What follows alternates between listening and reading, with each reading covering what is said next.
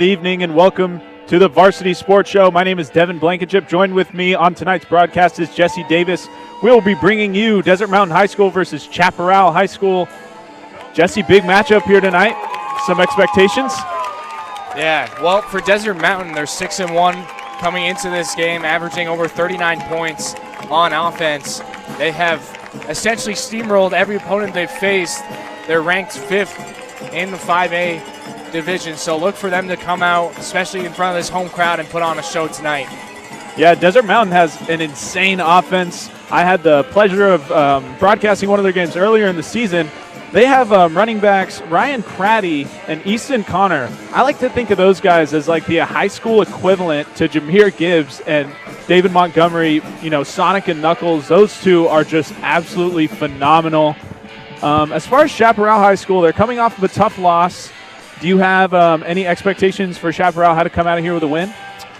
Yeah, well, I think the big thing is starting the game out fast, right? Sticking to the fundamentals, not letting Desert Mountain take things over fast and get the crowd into the game. So if you're Chaparral, you're trying to establish that ground game, get your offense rolling, but on the defensive side, they've given up 25 points on average in every game. So being able to find key stops and getting their offense possessions is going to be huge. Indeed it is. What's that?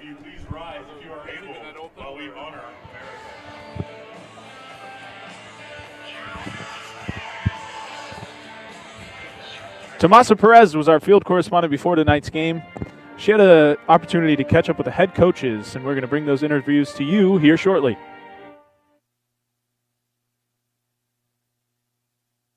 The Sports Show. I'm Tomasa Perez from Arizona State University here with head coach Conrad Hamilton. How are you doing, Coach? Doing good. Ready to play a ball game tonight. That's good. So what has been the main focuses this week at practices? You know what? I mean, it's a rivalry week, right? Whatever. Just got to make sure whatever our emotions are in check, right? These guys are anxious to play their rival from down the street. We just go through our normal protocols like we normally do week to week, right? Put together a game plan to start their best plays and, try to negate their best players from doing their thing and, try to take advantage of what they're giving us, from a defensive standpoint, offensively. The same stuff we do week in and week out, and just really just make sure that our kids are well rested and they're ready to play and give high energy and high effort. And that's really the main focus. I mean, win, lose, or draw, our guys are always going to play hard. They're always going to give effort. All the scheme and the X's and O's, all right, that's secondary if they're not running full speed and they're not playing physical and fast. So we'll look to get our guys to play that way tonight, hopefully. So what is the message to your team before kickoff tonight? Message is just go out there and have fun, right? You know what I mean? Right there, they know a lot of these kids that plays for this other team, right? It's a rivalry. We're trying to go 4-0 against these guys over the last 4 games that we played them. This is a big test for us because we want to win our section, so they're in our section now. So we have to win this ball game, whatever, just keep that alive. And, we just want to come out here and play our best game. That's really the message is have fun, play your ass off, right? All right, give maximum effort, whatever, and then, be process-driven, and I think we'll be good to go. Thank you so much, Coach. I'm Tomasa Perez of Varsity Sports Show. Varsity Sports Show, I'm Tomasa Perez from Arizona State University here with head coach Trace Carroll. How are you doing, Coach? Doing great. How are you? I'm doing pretty good. So you are currently coming off a loss against Notre Dame Prep. What are some changes you want to see tonight? Well, that was a weird game. We started on Thursday. We ended it on Monday. I like the way that we came out and started that game versus Notre Dame. It was 21-21 before we got kicked off the field due to lightning, and we came back, and I just felt like we didn't have that same intensity. So we gotta come to the start and just get after it right away. What are some things that we need to look out for tonight on the field? Probably our running back, Jace Wilson. He's electric. And just our overall defense has been stepping up over the last couple weeks, and I can't wait for them to show out tonight. Lastly, what is the message to your team before kickoff tonight? We talk about blocking out the noise. It's a little bit of a big rivalry, battle for Shea Boulevard. Blocking out the noise, it's been fall break, just focusing on us, and if we take care of ourselves, we're going to have a pretty good night. Thank you so much, Coach. I'm Tomasa Perez with Varsity Sports Show. Thank you. Thank you. Welcome back to Desert Mountain High School here in Scottsdale, Arizona. During the break, we found out that Desert Mountain is going to receive the opening kickoff and come out with their high-powered offense. Chaparral will kick it away, and we will see them on defense first.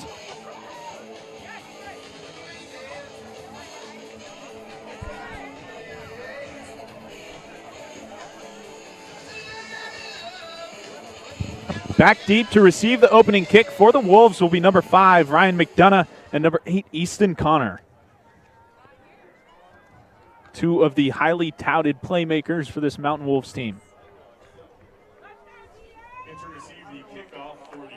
Yeah, it's a great matchup here tonight, Devin. Desert Mountain and Chaparral.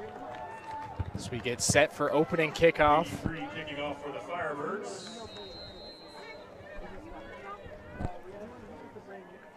And here's the kick. Connor will pick it up inside his own 10. Running on his own sideline. He'll break a tackle, and he gets out past his own 40. Great starting field position for the Wolves. Man, what a job by him. That's what we're talking about.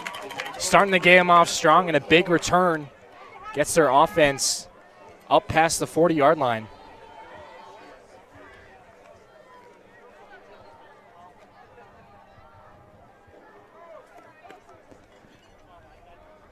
Desert Mountain fast on the ball here out of the break. Easton Connor will be the lone back to start the game for the Wolves. Garduno in the gun.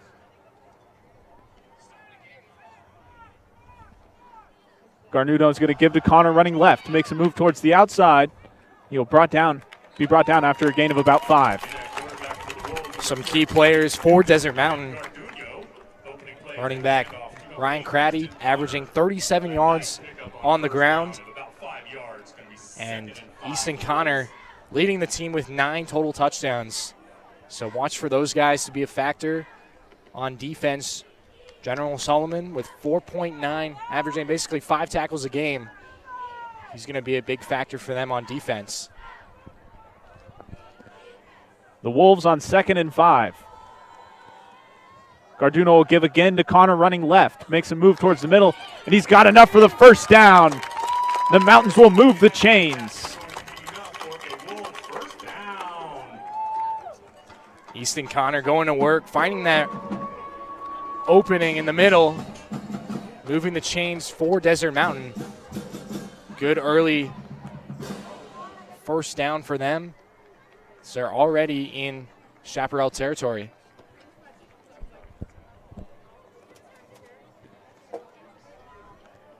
That's what makes Desert Mountain so potent, Devin, is just the amount of points they put up, averaging 39 a game. Already seen it moving the ball here tonight. Very high-powered offense. Going to throw a swing pass out to the right. Breaks the tackle. And he's going to gain about 7 or 8 on first down, but there is a penalty flag. And that was Evan Dowd on the reception. Good concept from Desert Mountain, trying to do a little slip screen out in the flat and get Dowd open to get some yards, almost like a run play outside. But unfortunately, that one's going to come back as we have a hold, and it'll be a repeat of first down. The 10-yard penalty will make it 1st and 20 for the Wolves. Much more difficult, but with this offense, you can never count them out. Ryan Craddy also entered the game for the Wolves, so he'll take over at tailback. Empty formation for Desert Mountain. Garduno stands alone in the backfield. Garduno takes the drop. He's looking across the middle. Reception there. They will do some damage into that 1st and 20 to bring up 2nd and 9. That pocket presence right there from Garduno. Setting his feet, finding a receiver in the middle of the field. And it's a good first gain after they were backed up on the penalty. And that's exactly what Desert Mountain is looking for. 2nd and 9 for the Wolves from the 43-yard line of the Firebirds. 2nd and 9 for Desert Mountain, now in Chaparral territory. Craddy is the back to Garduno's right. And they're going to run a little trickery, but it is blown up by Chaparral High School. Eden Edwards with a big play in the backfield. Yeah, Devin, it looked like that play just was discombobulated right from the start for Desert Mountain. You had Garduno, a little pop pass to Isaiah Justice, and he had no chance. He was blown up in the backfield for a loss. Just the timing didn't quite look right. Looked like it was a little bit of a trick play. I thought he was going to give the toss to the outside to Craddy, but Chaparral read it better than I did. 3rd and 15 for the Wolves. Chaparral showing blitz. Garduno will drop to pass. Throws to the outside, and it's incomplete. That'll bring up 4th down. That's a great stop right there from Chaparral. We talked about heading into this game the importance of taking the crowd out of the game if you're Chaparral, and that's certainly one way to do it, right? You get the penalty that backs up Desert Mountain, and then you get the nice look there on 3rd down. Nobody's open for Garduno, and now they have to punt. Yeah, excellent first defensive possession for Chaparral. Jace Wilson is on to receive the punt for Chaparral High School.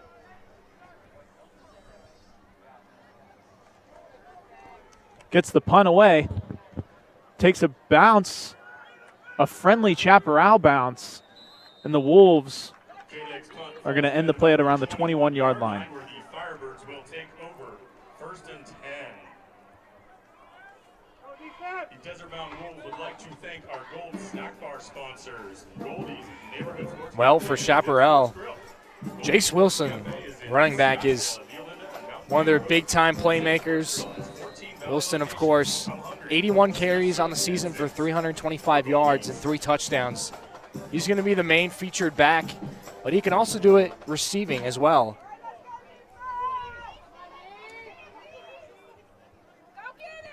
Freshman quarterback Ryan Trockey is out of the gun. He's going to throw the swing pass. It's a double pass, and he's wide open, and it's caught.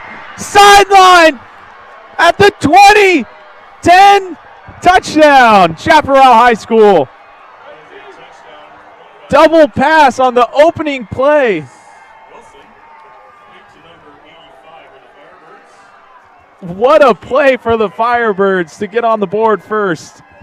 And it's Cruz Keith with the touchdown for Chaparral. What a trick play, pull out of the hat from head coach Trace Carroll. It's just an outstanding play call executed to perfection for the Firebirds as they look to go up 7-0.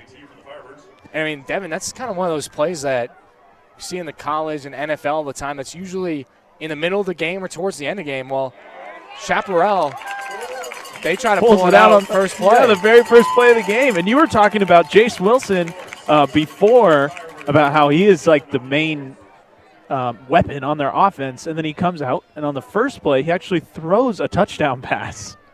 Yeah, it's crazy. And great concept. Again, you had him behind the line of scrimmage. Everyone's expecting him to run and take off. And then they leave.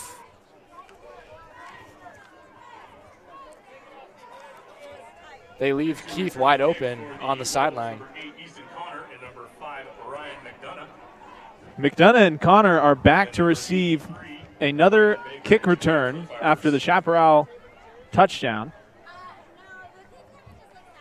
The Firebirds did miss the point after attempt, so it is 6-0 Chaparral.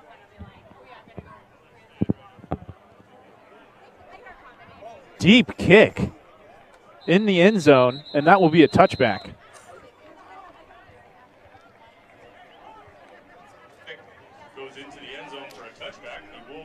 Well, it's something that we highlighted, right, for Chaparral, taking the crowd out of the game, and what better way to do it? I mean, this place is kind of pretty quiet. Got a hush over it right now, yeah. So that's what you want to do as the visitors, especially on the road, and Chaparral does right that. And now for Desert Mountains, how are you going to be able to respond? You had the drive, the first drive of the game, where you were able to move the sticks a couple times, and now you're backed up again in your own end trying to look for some points.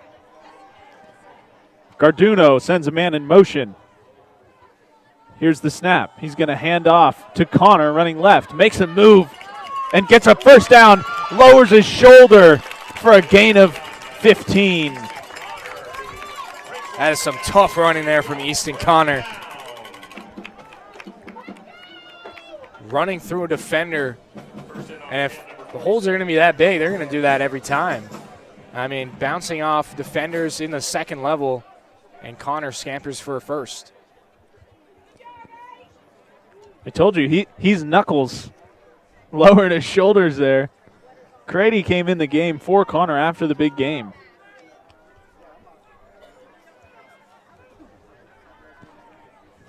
Three eligible receivers to Garduno's left, with a lone back behind him, and they're going to give it up the middle to Crady. And Crady makes a good move to avoid a loss, but he will still only pick up 2. That's a good gain there from Crady. And we forgot to say, but the extra point from Chaparral was blocked. So it is the 6-0 lead now for Desert Mountain. And that extra point, still early, but it can loom large. Right now it's only a couple field goals that Desert Mountain needs. So already potential special teams impact. Crady will come in motion to the backfield. Here's the snap to Garduno. He's going to take a big drop and throw the screen pass to Crady, and he's got a lot of room. He'll get past midfield up to the 44-yard line, and that's a Desert Mountain first down.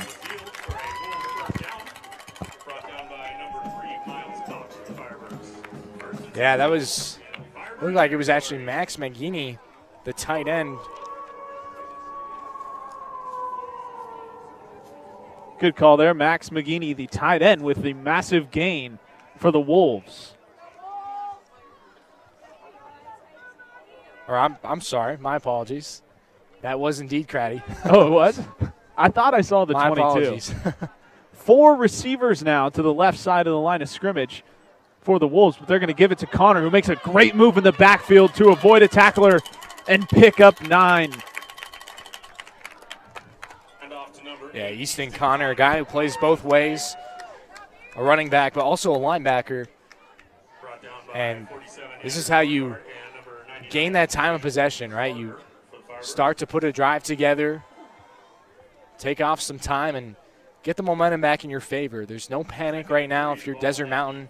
You're down 6-0, but the game just started. Now it's really about executing your game plan. Trips to the left of the line of scrimmage for the Wolves. Garduno with Connor behind him. And he's going to fake the give and drop to pass. Under heavy pressure, and he's going to go down in the backfield. That's a sack for Chaparral. Eden Edwards with another big play in the backfield.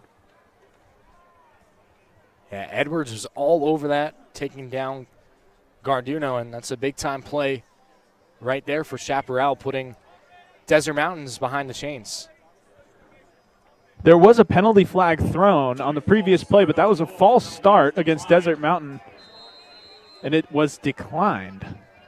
Yeah, they're going to take that sack and make it third down. Third down and long, third down and 12. And what would you draw up here, Devin, if you're Desert Mountain in what looks to be an obvious passing situation? I've liked what I've seen out of Kai Hasenjager here early. He has a couple catches. He looks like he has been able to beat the man that's up against him. I would like to see a deep ball here perhaps, but there is a penalty flag before the play will start. It looks like it's going to be a false start or a delay of game. Yeah, it will be a delay of game. Now you really got to go deep. 3rd and 16 for the Wolves. Yeah, I think we just see a shot play here. Yeah, potentially maybe a screen pass. Try to get some of the yardage back and make it 4th and manageable and give your punter some room. Garduno with Connor to his right. Sends down in scrimmage, and he's going to drop to throw. Looking over the middle, through the fingertips of Dowd to bring up 4th down. Oh, man, you can't put it any better if you're Garduno. Right in the breadbasket for Dowd. Tough play, maybe saw the defender in his peripheral and not able to come up with it, so it'll be another punt for Desert Mountain. But that was a great play call. Right spot. Oh, yeah, that was a great throw by Garduno there. Wilson back to receive the punt for Chaparral. And it'll take a Desert Mountain bounce, and Wilson will pick it up, make a man miss at around the 10, and bring it out just past the 15. Wilson brought down by number 3, General Solomon. Like you were talking about, Chaparral looking to bounce back after a 42-24 loss last week to Notre Dame Prep.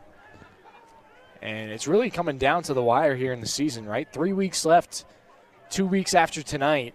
And these last 3 games are going to be very important for playoff pushes and everything that goes into it for these teams trying to finish strong.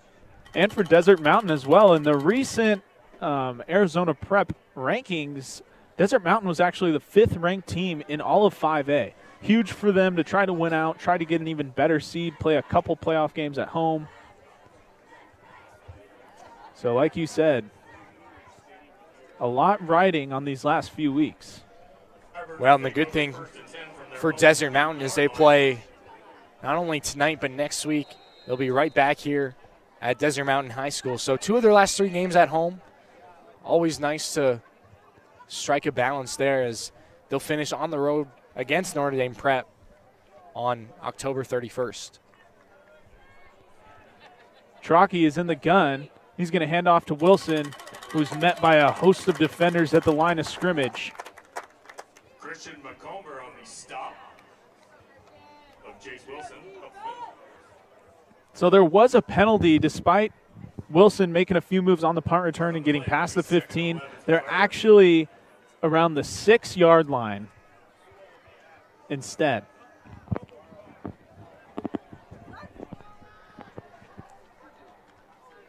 Catches the snap. He's going to give to Wilson again, running right. And a pack of Wolves there at the line of scrimmage once again to bring up a big 3rd down.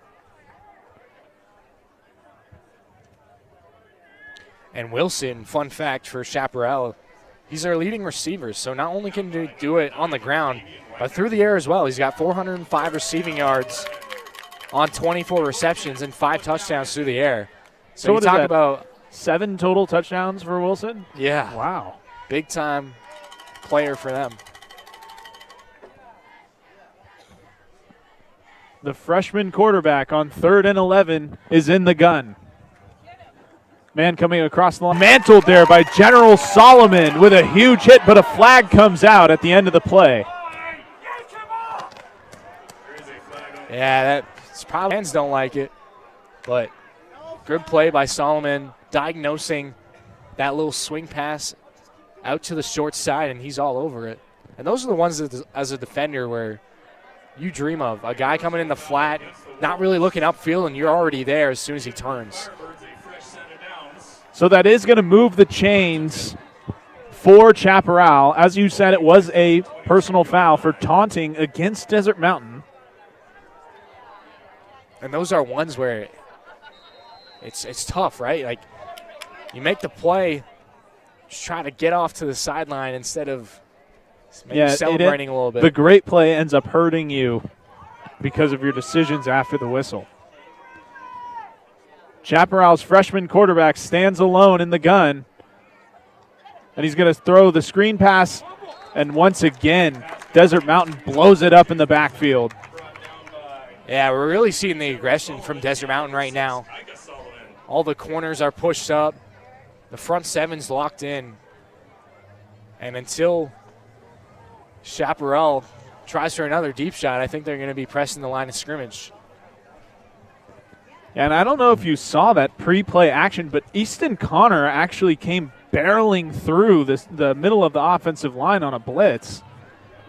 And his explosiveness as a sophomore at this level is just so impressive. Trips to the left side of the line of scrimmage for Chaparral, and they're going to throw it once again. Floats a pass towards the sideline, and it's caught. So that'll make it 3rd and manageable for the Firebirds.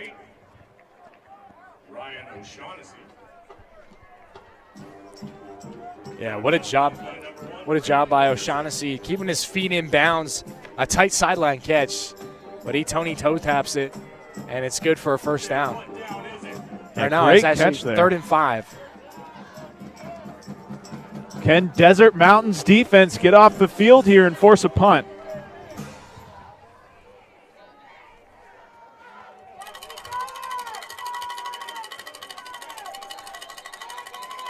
We have a timeout before the play from Chaparral. Timeout, Firebirds. 2 minutes remaining here in the first quarter. What are some takeaways? We've got a tight defensive battle here, despite the one double pass, blown play from Desert Mountain's defense. Both defenses showing up big time. Yeah, and that's, I feel like, really what is the trend, especially to start these games. The defenses are ahead, right? They stick to their system, and it may maybe take a little bit for the offenses to get going. But if you're Chaparral, you're up 6-0. You're feeling good about how this game is playing out, and really for them just trying to be up at halftime going into the second half and easing that pressure. And right now, if you're Desert Mountain, your defense is flying around. Yeah, you let that big play go, but I don't think there's any sense of panic. Their offense is going to try to go out there and put together another drive and tie this game, if not take the lead. Chaparral on a big 3rd and 5. Some backfield action, but Trockey will drop to pass, and a big hit there. Braylon Wilkerson with a massive play on 3rd and 5 to bring up 4th down. That will make it 4th down for the Firebirds. I gotta tell you, man, these Wolves, Desert Mountain Wolves, are flying around to the ball right now. Captain Ryan McDonough. Anything in the flat is getting blown up in a big way.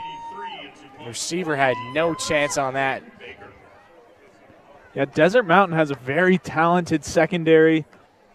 Number 5, Ryan McDonough, I believe, is committed to Georgetown to play football. So, they have some dudes in that secondary. And he is also back to return this punt right now. McDonough catches around his own 30. He's going to make a move towards the middle. You'll get about 10 extra yards on the return. Desert Mountain's offense will take over at their own 40-yard line. Well, you get the sense that this is going to be a very defensive game. Only 6 points, just under 2 minutes left here in the first quarter. And right now it's been defense. It's been the story. You had that big play, but outside of that, it's been a real struggle for these offenses to move the chains. We've seen some flashes from Desert Mountain's offense, but it just hasn't carried over through to get them any points. Garduno in the gun. And he'll fake the give, roll to his right. Looking sideline. Pass is broken up. Intended for Evan Dowd. Intended for number 2, Evan Dowd, incomplete. 2nd and 10. Yeah, Luca Ugenti in coverage there, the safety for Chaparral. Man-on-man coverage. And he was stride for stride, knocking that ball away. And a good rollout there from Garduno. You'll probably see him on the move a lot. Those boot action passes, but well played that time defensively by Ugenti. 2nd and 10 for the Wolves. The snap to Garduno, he's going to give to Craddy, and that play is just blown up in the backfield, dropped for a loss of 5.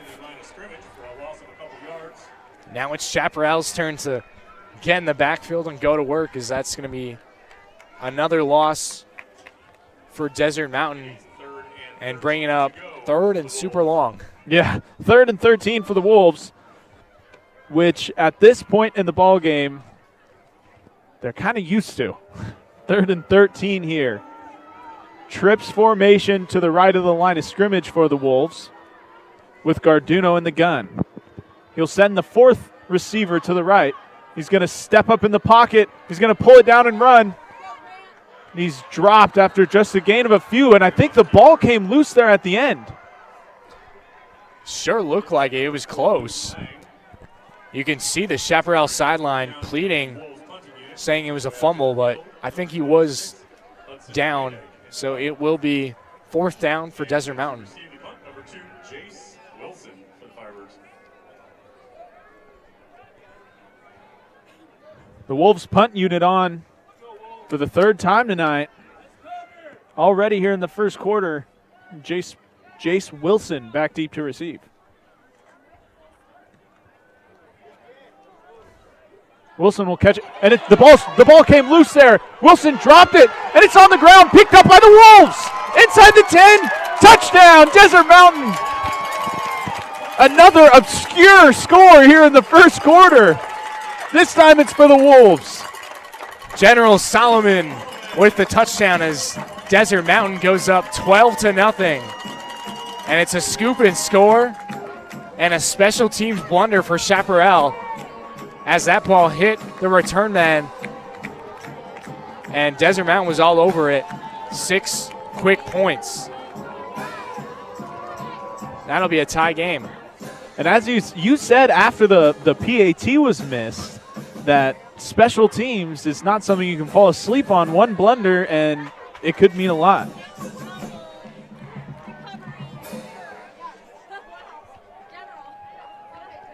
And there's the second special. Looks like that was not a scoop and score, and the Wolves will take over. The touchdown was called back. Desert Mountain still does have the ball, but it was not a scoop and score touchdown. So it's going to be 1st down, Desert Mountain, at the Chaparral 27-yard line. Interesting. They must have marked him down when he went to pick it up. They're going to give to Connor running left. And he'll push for a few after the line of scrimmage. And that'll bring up 2nd down. Yeah, I'm not really too sure what happened there, Devin. It looked like a clean scoop and score, but maybe the initial guy who picked it up was down, and then he lost control of it, and that's why they ruled him down. But from our angle, I thought it was a touchdown. I thought it was sure a scoop and like score it. 6. The Wolves would like to thank our Maroon Extra Point sponsors, Arizona Painting Company, Ryan Stevens Agency. So we'll be heading now to the second quarter. Kona Ice, This game, Chaparral up 6-0. Rhythm Tutoring, and True North. Yeah, Desert Mountain trailing here only by a possession after the first. But Chaparral, their defense has looked very impressive. But to start the second quarter, the Wolves are going to be knocking on the door of the red zone. So we'll see if they can get on the board here for the first time tonight.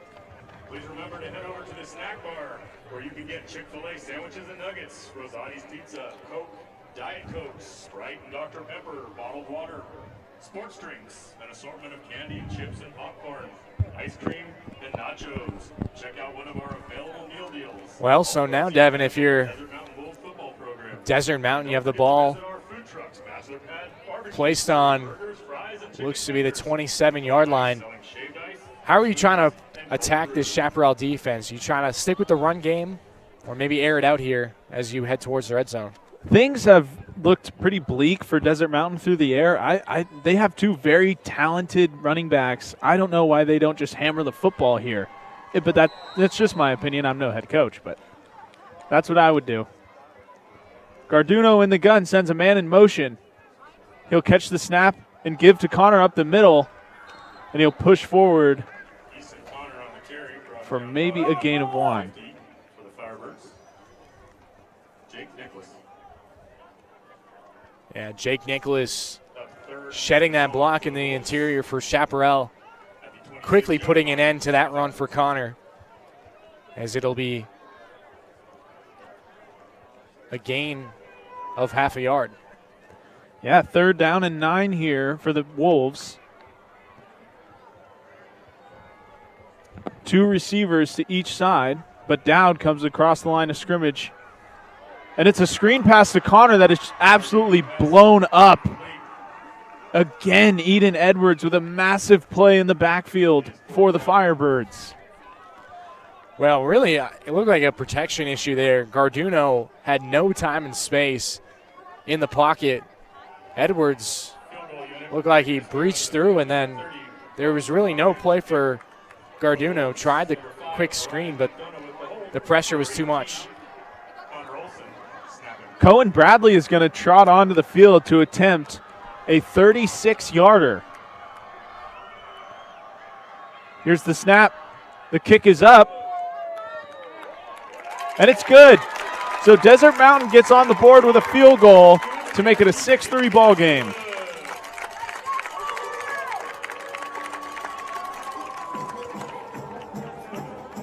That's a great kick there from Bradley. Getting his team on the board. And that's sometimes what it takes, right? It's just walking away with some points. You had the turnover, and at least you're able to put up 3. Now it's a 6-3 game. So really, all you need is another field goal to tie it up. But you got to consider that a win if you're Chaparral, just holding them to 3. Yeah, Chaparral's defense has looked very impressive. Desert Mountain has a very powerful offense. So for them to come out and after the first quarter and just over a minute in the second quarter only allow a field goal, very impressive. Jace Wilson stands alone in front of his own end zone to receive the kickoff.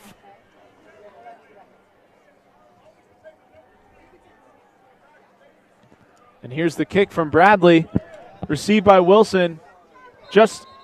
He stepped into the end zone, so it will actually be a touchback. Firebirds will take over 1st and 10 from their own 20-yard line. So quarterback Ryan Trockey comes in. 540 yards through the air. Completion percentage of 58. He's got 8 touchdowns to 4 interceptions. QB rating of 93. Looking for another big drive for Chaparral to extend that lead. And boy, you got to imagine, right? A touchdown would be huge here. It makes it a 2-possession game, and you really start to feel comfortable with how this game is panning out. Trockey out of the gun with Wilson coming in motion to become a slot receiver at the line of scrimmage, and he'll drop back to throw it to Wilson, and it is incomplete. Just couldn't hook up there on what looked to be a screen pass. Yeah, we might start to see some more screens from both teams, right? With these aggressive defenses, especially the front 7. That's one way to mitigate that pressure is slipping out a running back or wide receiver and letting them go to work with a couple blockers. Yeah, it definitely makes that front 7 think twice about just blazing into the backfield. The snap to Trockey, and he's going to give to Wilson, and the handoff was fumbled. Can't see from here who came up with it. Fortunate enough for the Firebirds, they're able to get back on top of it, but almost near disaster. Yeah. Great play to get back on the fumble there, but it looked like Trockey and Wilson just couldn't have a successful exchange there.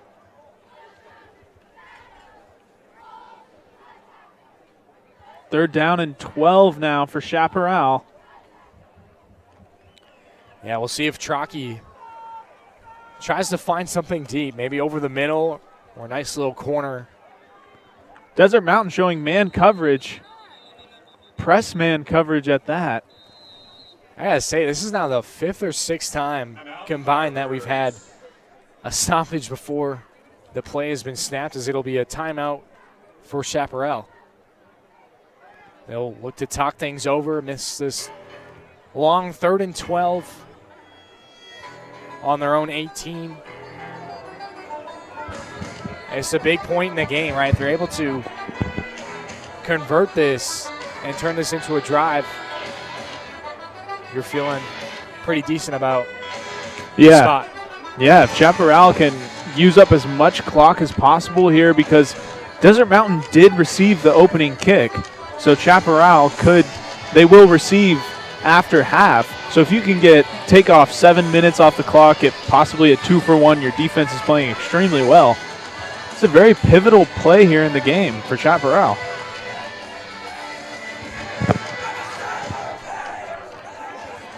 Home crowd trying to get activated right now for Desert Mountain. Trying to get that defense ramped up for this 3rd down. Trockey takes the snap. He's going to roll to his left. Throws downfield towards the sideline.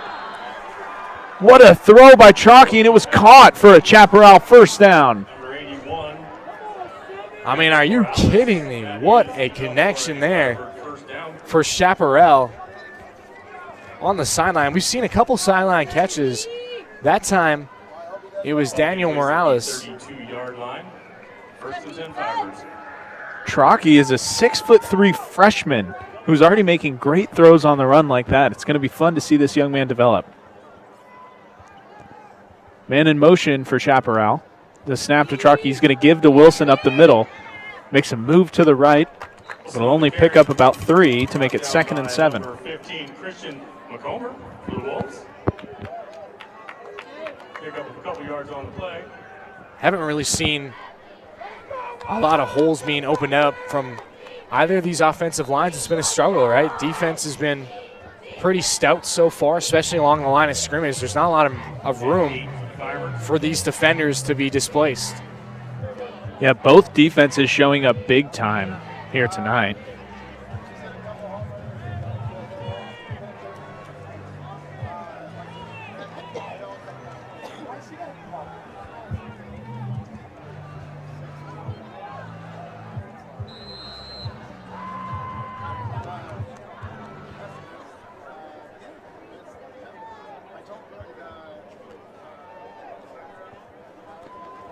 And still lots of games to go, but we were talking about the 5A rankings earlier. Well, for Chaparral, they're ranked 28th, so this will be quite the win against number 5 Desert Mountain.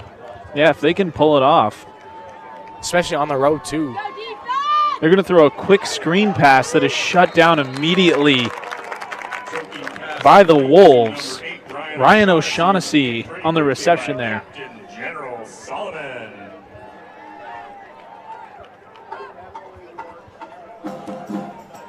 And General Solomon once again just letting his presence be felt.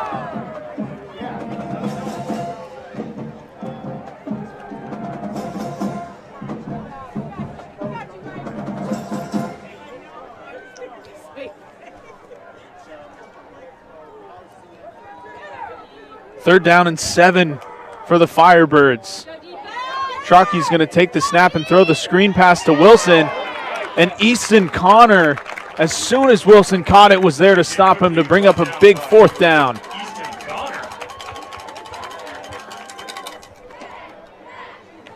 Yeah, Desert Mountain not moving an inch.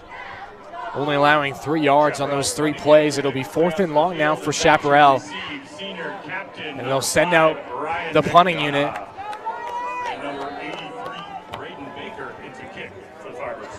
Ryan McDonough back deep to receive the punt.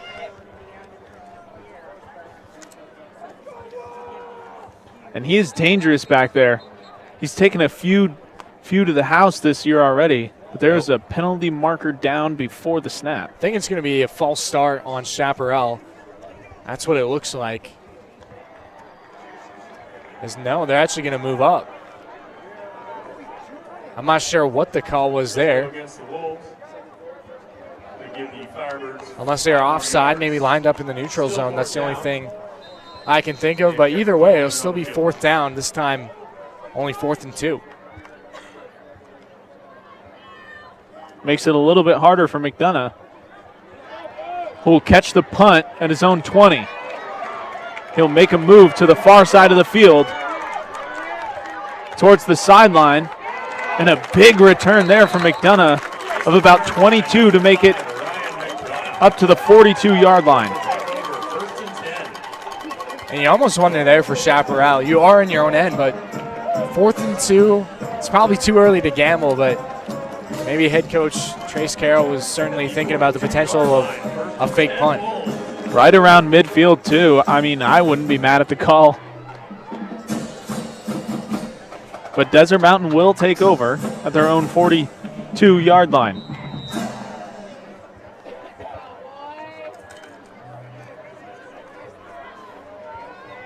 Craddy is the tailback in currently from Desert Mountain.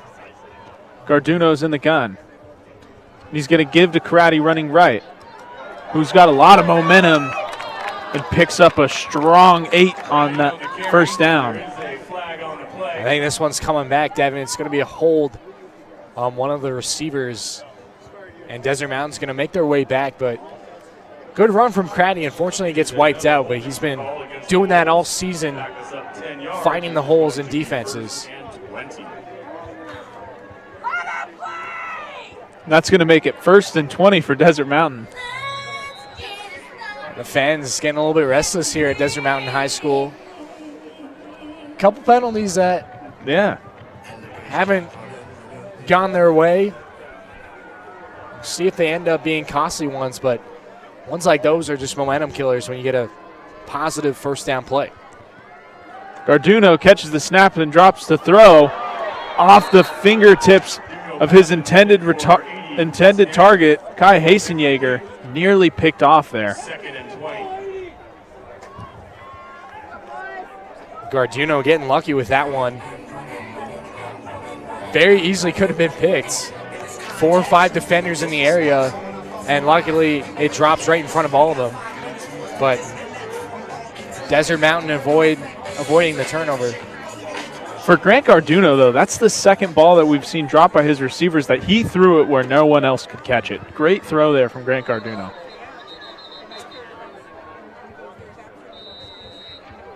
We'll see a timeout, Chaparral. Timeout, Firebirds. I believe that will be their last timeout of the half. So they have none remaining. Desert Mountain still has all 3. Desert Mountain, you were talking about their schedule to end the year, and it looked pretty tough. They have tonight against Chaparral. Next week they have Horizon High School, who is amongst the top of the rankings for 5A, and then they have Notre Dame Prep to end the year. Yeah, it's not easy. Anything can happen, of course, in any of these divisions, but taking care of business, especially at home, right? They play today and next week. They're able to get both of those. Tough matchup, though, against Horizon, like you said, and Notre Dame's no easy game either on the road, but playing at home and being able to execute, I think that's what really shows a good football team.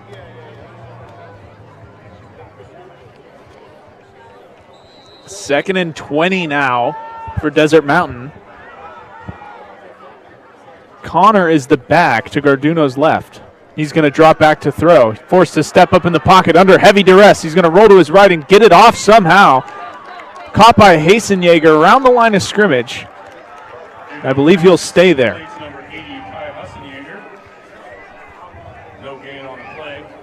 Garduno feeling the pressure from Chaparral. You saw the pocket was just completely displaced. He takes a snap.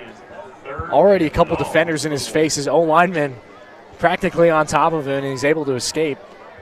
But if Chaparral is going to continue to have that kind of pressure, it certainly might be a tough time for Desert Mountain's offense as they're staring at a 3rd and 20.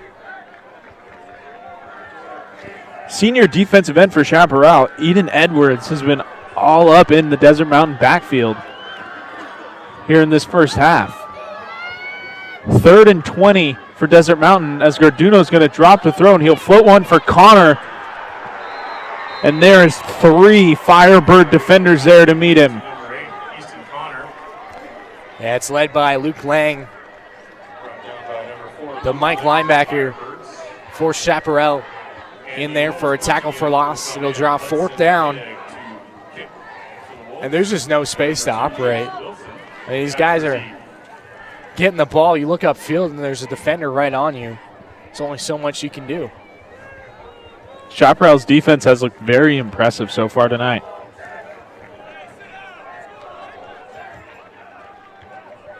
Punt unit comes on for the 4th time here tonight for Desert Mountain. Punt this one deep.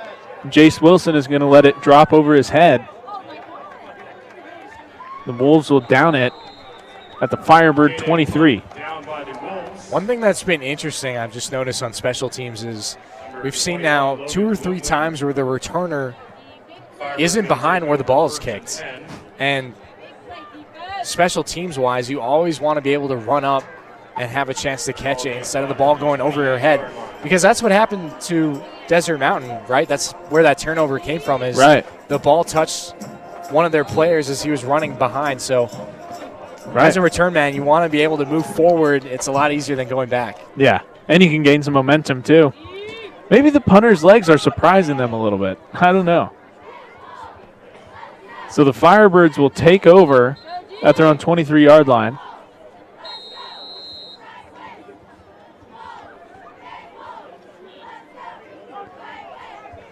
With Chalky in the gun. He's going to give to Wilson up the middle. There's a pack of Wolves waiting at the line of scrimmage. Thrown up the middle, brought down by. Yeah, we've hit a bit of a lull in this game. Both offenses playing in between the 30s, it looks like, Yeah. over the last 5 to 7 minutes. Defensive battle.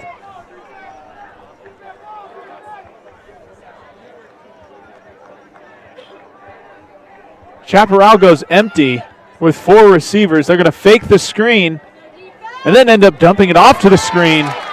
But General Solomon, once again, blowing up those short plays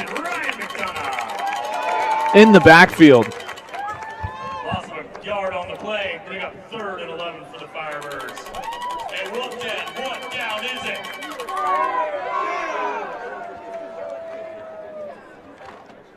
It's another 3rd and long for Chaparral, and that's been the theme of this game for really both teams. Is a 3rd and longs. It's been 3rd and 10 plus, a couple 3rd and 20s. This one 3rd and 11 for the Firebirds. Chalky's going to roll to his right and throw backside. And once again, the Wolfpack defense shuts it down. By number 8, Easton Connor, and that brings up 4th down for the Firebirds. Yeah, there's zero space to work with offensively. A lot of defenders clogging up the middle of the field, and these screen passes just haven't been working. And like you said, we continue to play in between the 30s here. McDonough is back deep to receive. That punt almost blocked by Desert Mountain. McDonough will catch it around his own 40, make a move towards the sideline and be pushed out of bounds. But a penalty flag comes in there.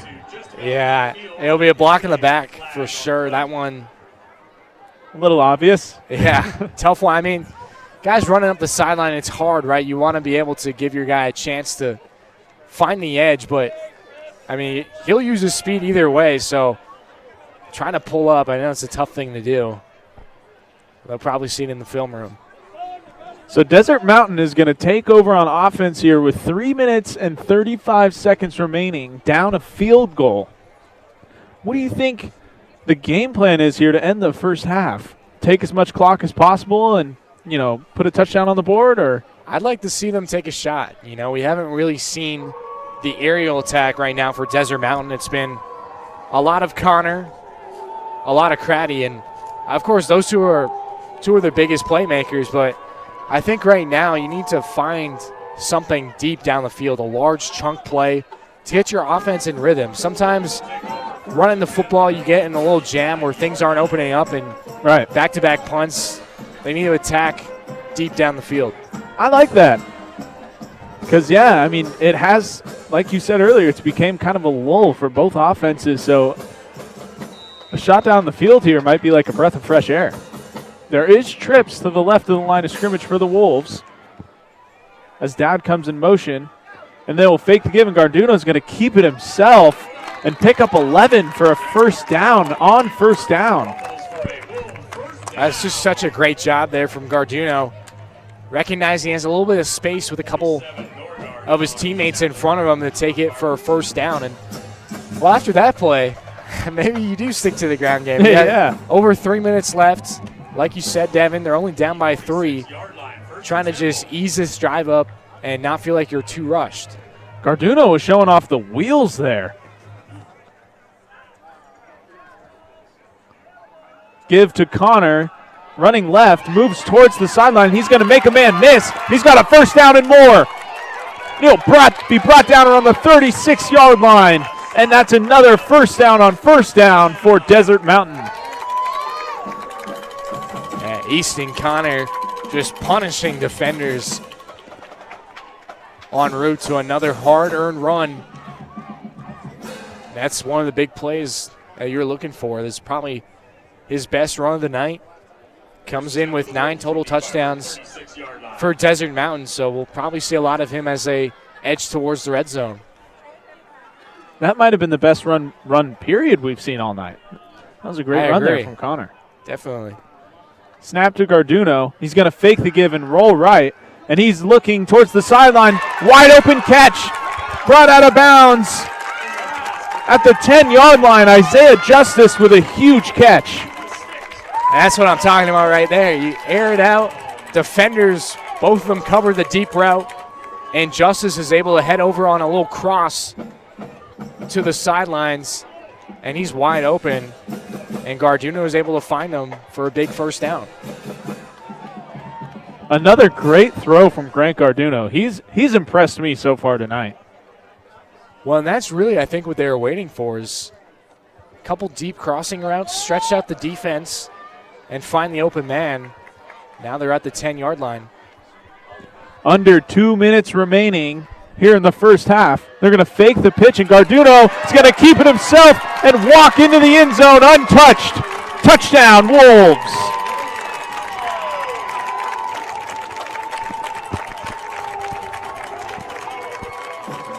Grant Garduno, hold my plate. He'll take it himself. What a job getting his team back out in front. Now up 9-6 with the extra point looming, but sometimes that's the best play. Quarterback draw, only 10 yards to go. Really hard to defend, and Garduno untouched. Yeah, and we saw 2 designed quarterback runs there on that possession. Chaparral defense just keying on Connor and Craddy. Garduno exposes it. Yeah, that's a great play call from head coach Conrad Hamilton, giving his quarterback a chance to do some damage and find the end zone. Garduno does just that, but I mean, this has really turned into a good ball game. Big touchdown from Desert Mountain. They were searching for that kind of drive, it feels like, the entire night. Right. Now they get it before the first half. Yeah, and that was by far the best either of these offenses have looked all night. Chunk play after chunk play after chunk play. I don't think they saw a second down there on that possession. No, they didn't. It was big plays from Connor and Garduno, and it was General Solomon that set all of that up with the good field position. So really complimentary football from Desert Mountain. Cohen Bradley comes on to boot this one deep after making the PAT. And Wilson is going to catch it within his own 5 and bring it out. He'll make a move towards his own sideline. And he's get it past the 30, past the 40 now until he's pushed out of bounds. There was a penalty flag back around the 15-yard line. Oh, man, that is a killer penalty for Chaparral. Really nice and return. It is a holding. Yep, that will negate the entire return there from Wilson. So special teams, it's been a little bit of an adventure for both of these ball clubs. Just not being able to have clean blocks on returns, and penalties like that, you might not see them so much affect the scorecard, but it's just situational football. Now you're backed up once again. Yeah, that's essentially a loss of 30-plus yards because of a holding penalty. Trocki's going to drop back, and he's under heavy pressure, and he gets sacked. Where will they mark him? Is it a safety? They will mark him at the 1-yard line. Jose de Guzman with the stop for Desert Mountain. It's a loss of 2, and very fortunate right there if you're Trockey that you didn't get tackled in the end zone. Desert Mountain is going to take a timeout with 1 minute and 22 seconds remaining here, and a second and very long for Chaparral that is at their 1 yard line. Well, nothing like a 98-yard drive. Yeah, with 1 minute and 22 remaining. Hey, we saw the very first offensive play of the game for Chaparral was a 60-yard double pass touchdown. So we've seen it from that offense. Can we see it again, though? Would you be willing to pull something like that out No. right now in your own end zone, though? On the 1 yard line, no. No. It would definitely take something a little bit more traditional, but hey, it is high school football, man. It's Friday Night Lights. You never know what can happen. I mean, you almost love like a go route right here, right? Yeah. Just on the sidelines. I don't It's going mind to be it. man coverage. And, I mean, Desert Mountain's probably not going to be expecting it. It looks like it's going to be a delay here as we await the referee.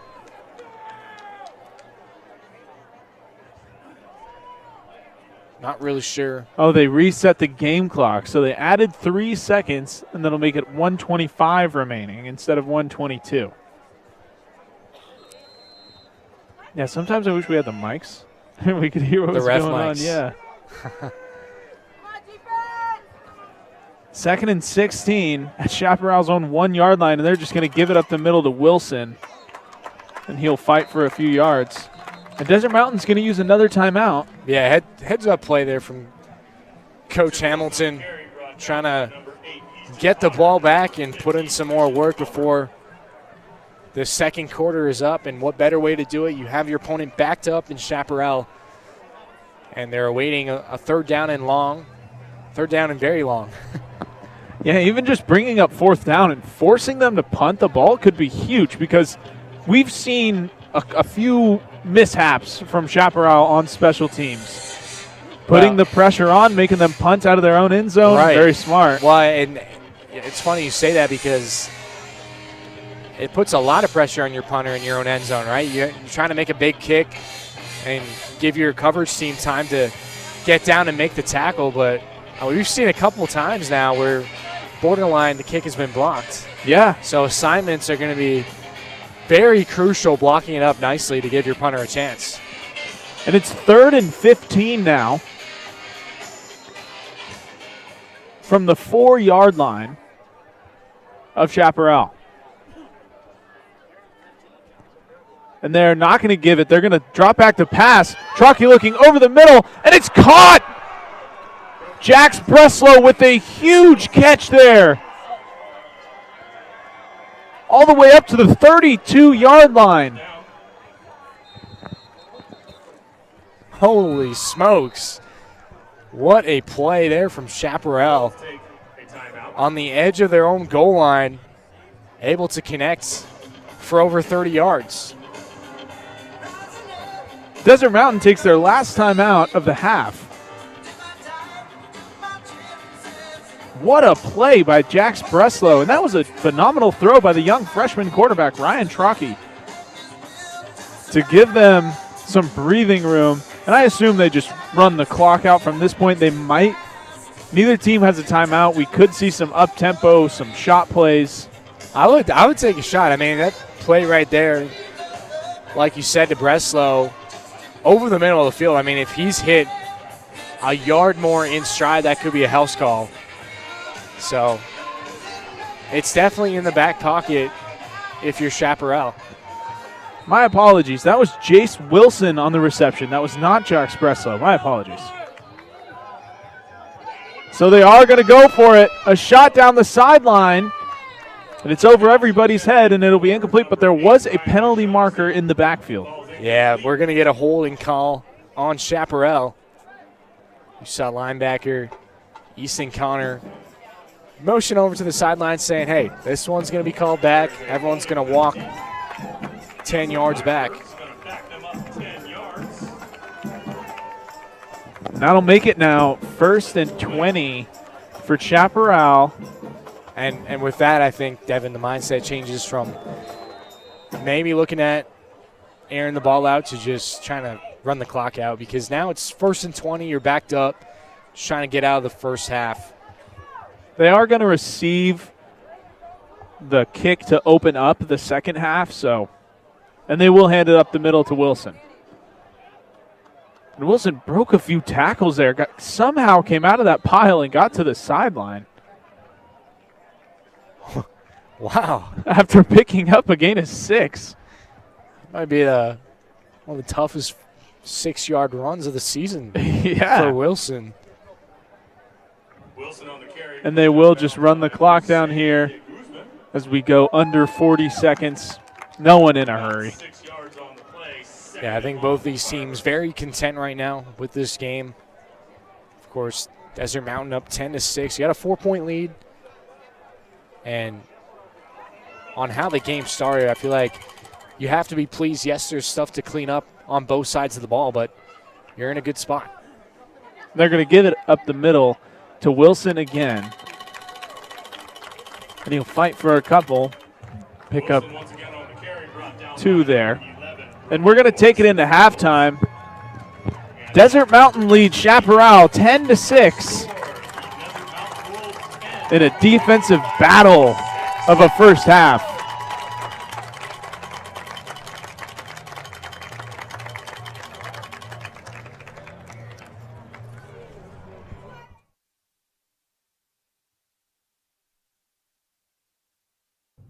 Hi everyone, this is Patrick Cohen with Varsity Sports Radio, bringing you the best that sports has to offer. This week I'll be talking about the BYU-Arizona game, which happened a couple days ago. Sadly, despite Arizona putting on a strong performance against BYU, BYU ultimately beat Arizona by a final score of 33-27 in double overtime. It certainly was a devastating loss for us, especially with me being an Arizona student. It was certainly a devastating loss. Arizona has had a long history of not doing particularly well whenever BYU comes to town. Whether we're taking on BYU in Provo or whether BYU comes to us, we generally have not had a good record against the BYU Cougars. It certainly is disappointing, as we were hoping that this would be a signature win for us, and we were certainly hoping that Arizona would finally prove once and for all that they belong in the Big 12 Conference. But certainly there were some highlights. Noah Fafita took charge on many of the plays. Ismail Mahdi scored, as well as several other players, including Kedrick Riscano, as well as some good defensive highlights by the Arizona Wildcats defense.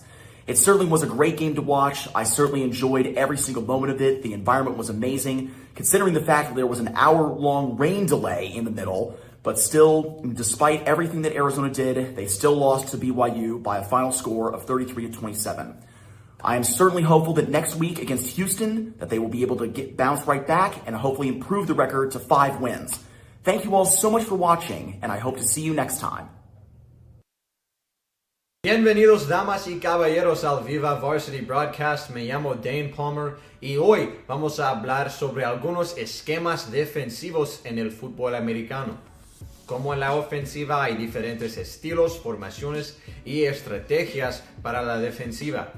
Hoy vamos a enfocarnos en uno de los más comunes, la defensa 4-3. El 4-3 se usa en todos los niveles del fútbol americano y es una de las defensas más básicas y fundamentales. Se llama un 4-3 porque tiene 4 defensive linemen y 3 linebackers en el campo. Es una estructura muy balanceada que sirve tanto para detener la carrera como para defender el pase. La idea principal de este esquema es controlar los espacios o gaps que hay entre los offensive linemen. Cuando cada jugador defensivo cubre su propio espacio, debes tener un jugador en una posición de parar a la ofensiva en el aire o por la tierra. Los trabajos de los jugadores en esta defensa son por la mayor parte básicas. Los defensive linemen buscan al quarterback o al running back y mantienen su posición en los gaps. Los linebackers leen la jugada. Si la ofensiva corre, llenan los gaps. Si tiran la pelota, quedan atrás a cubrir su zona y a los receptores acerca de ellos. Otra ventaja del 4-3 es su flexibilidad, donde esta formación la defensa puede cambiar fácilmente a otras formaciones o conceptos dependiendo de qué hace la ofensiva. Por eso se le conoce como una base defense. Es el punto de empiezo para muchas estrategias diferentes en fútbol americano. Eso es todo para ahora, damas y caballeros. Gracias por escucharme. No se mueven, porque toda la acción casi va a regresar aquí en el Viva Varsity Broadcast. Otra vez, mi nombre es Dane Palmer. Hola a todos los directivos e entrenadores de las escuelas. Soy Vince Delicio. Les presento Viva Varsity, nuestra transmisión en español del programa Varsity Sports Show. Viva Varsity acerca a las familias y aficionados hispanohablantes a la emoción de los deportes universitarios. Podremos transmitir sus deportes favoritos en español. Desde entrevistas hasta la acción en el campo, Viva Varsity conectará con sus aficionados de una manera que fortalecerá los lazos comunitarios. Disfrutan de sus deportes favoritos en español. Pidan Viva Varsity.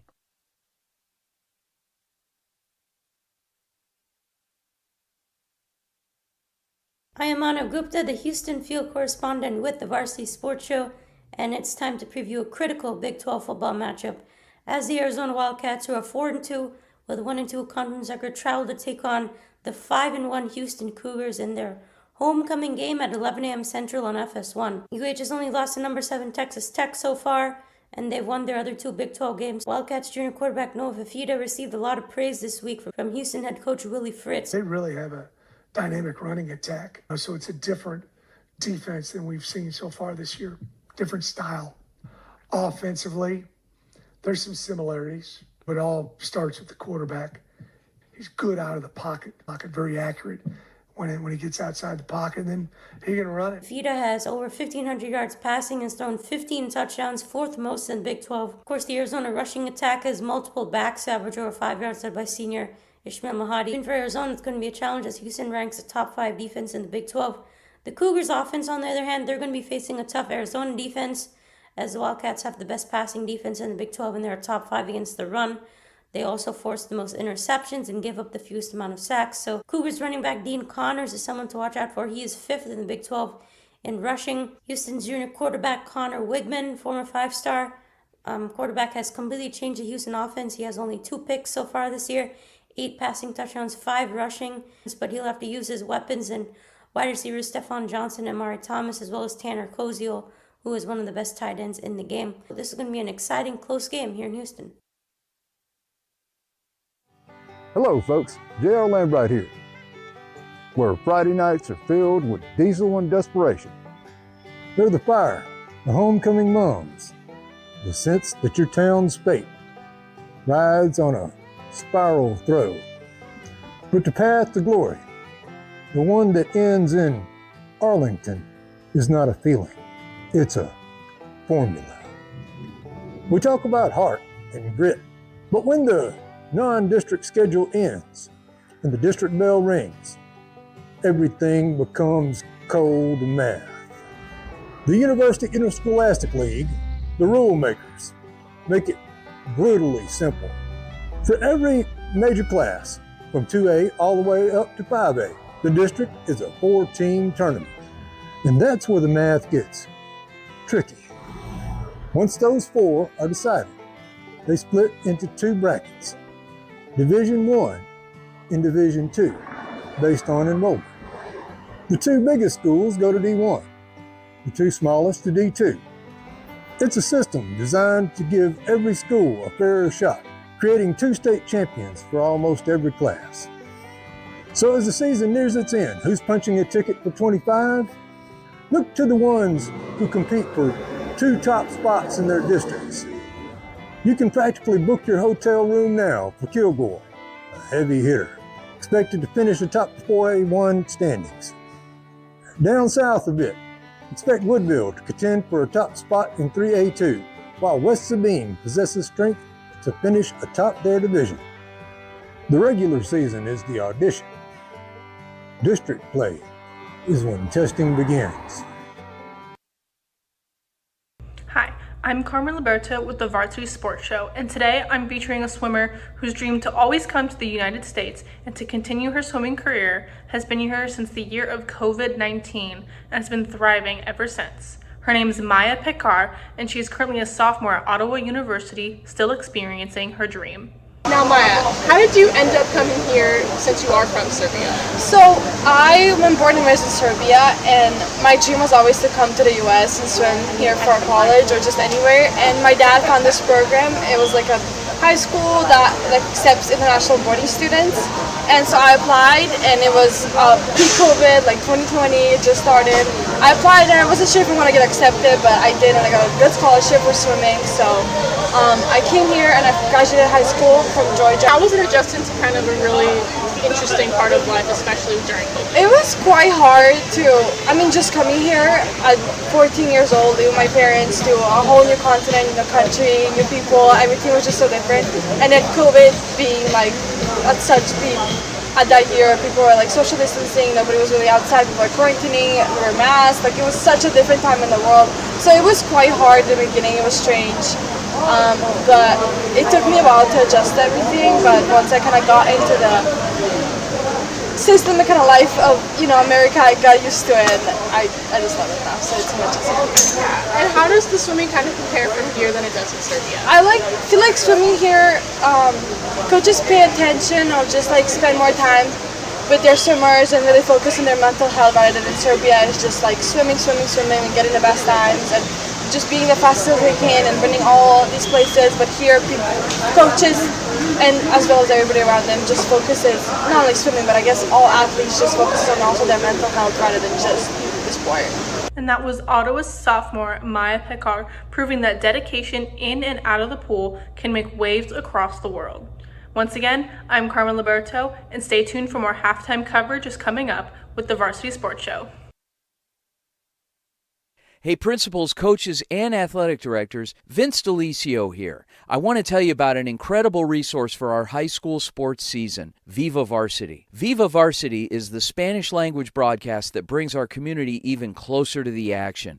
On game days, you'll find live sports, interviews with players and coaches, and real-time score updates, all in Spanish. This is such an important way to connect with families and fans who want to follow along in their own language. Whether it's baseball, softball, track, tennis, or any spring sport, Viva Varsity makes sure no one misses out on the excitement. Schools can use Viva Varsity to celebrate their athletes, build stronger community connections, and share those memorable moments on and off the field. So this spring, let's make sure we're reaching everyone in our community with the energy, passion, and coverage that Viva Varsity provides.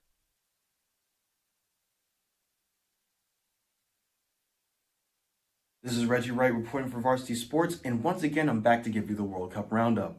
Tuesday marked the end of another international break, and we saw a few teams punch their tickets to next summer's World Cup.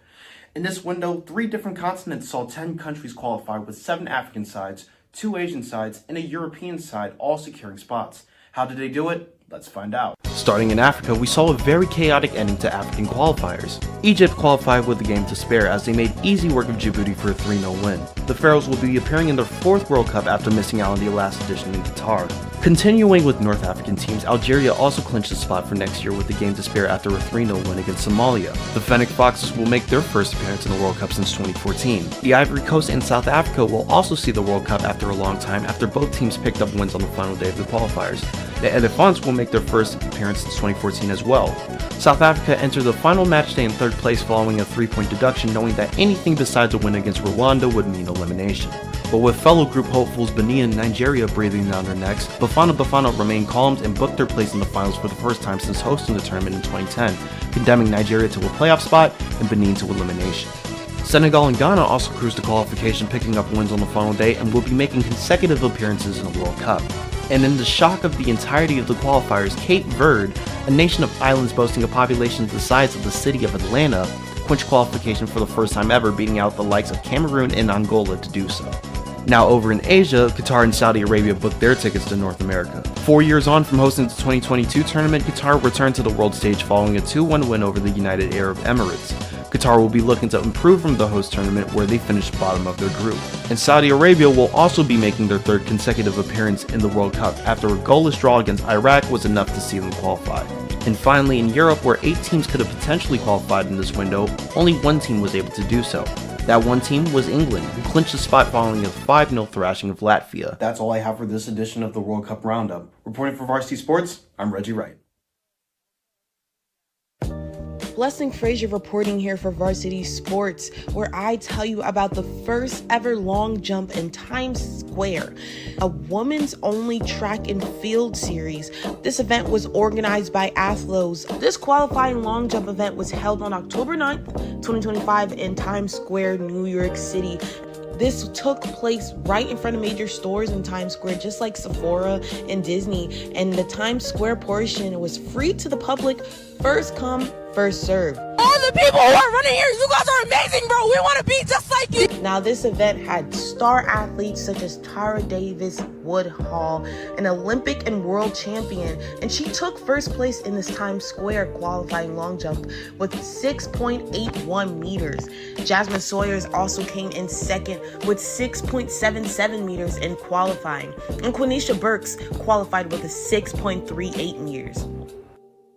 The winners of these events stands at roughly $60,000, and other awards such as the Tiffany Crowns instead of traditional medals were given to the winners, and a bonus of $250,000 for breaking a world record was also received.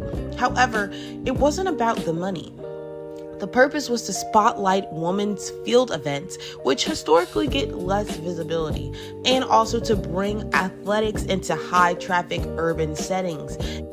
Now, this is only just the beginning for Athlos, but they accomplished a big feat, starting that conversation in women's sports. For Varsity Sports, my name is Blessing Frazier, reporting.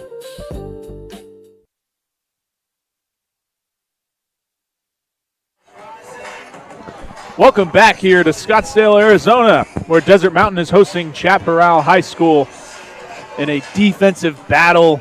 10-6 score here before we begin the second half. Jesse, what are some of your thoughts, some takeaways from the first half?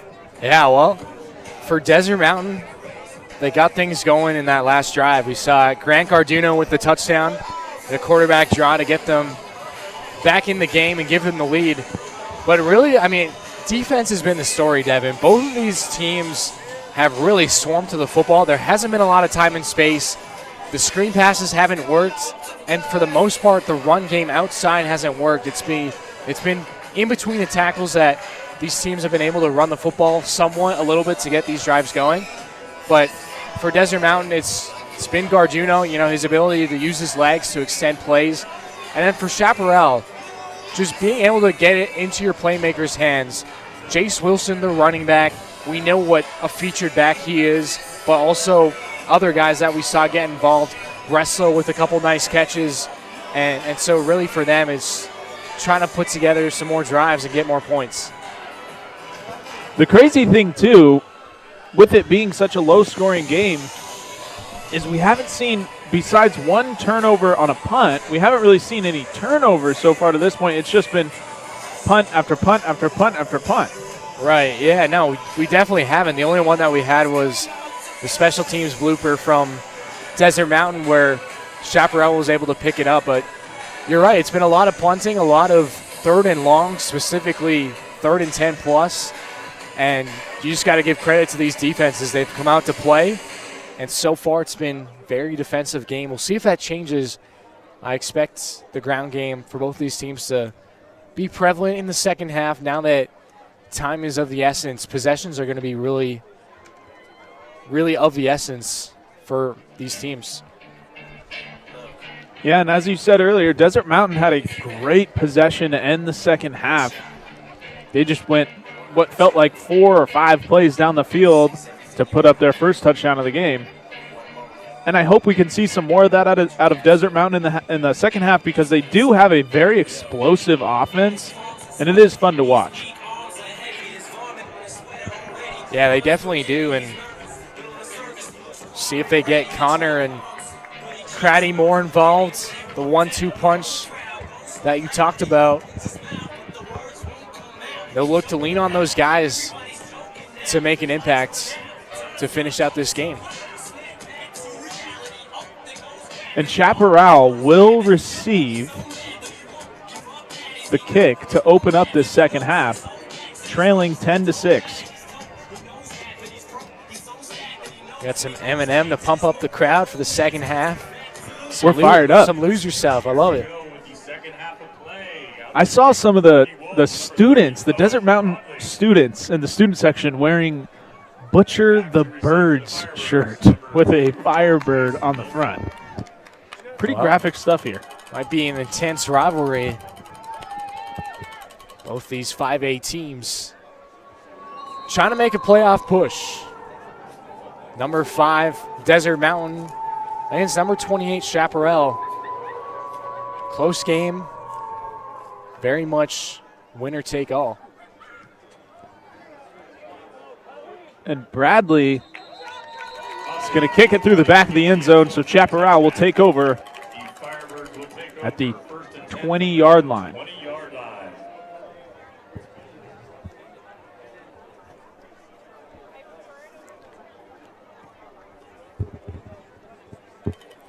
Well, for Desert Mountain, they averaged, like we talked about, almost 40 points a game. You're only at 10, so still a long ways to go to reach that. But I think they'll be happy with putting up another 10 and trying to hold Chaparral to maybe just a touchdown here in the second half. Yeah, with how well Desert Mountain's been playing defensively, I think you're right. Trockey is operating out of the gun. He'll catch the pass and roll and throw backside. Pass intended for Max Mangini. Looked like he was kind of playing DB there. I'm just not sure what was going on with that play. I mean, it looked like a screen pass, but yet none of the linemen were upfield. They were all kind of clustered together, and just no chance for a completion. A little bit of a broken play there for Chaparral. 2nd and 10 for the Firebirds. They'll hand off to Wilson running up the middle. He'll be met by a host of defenders after gaining 2.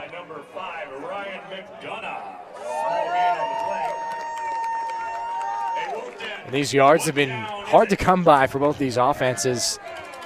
Very hard-earned runs. And these running backs punishing defenders physically to end things off. 3rd and 8 here for the Firebirds on their first possession in the second half.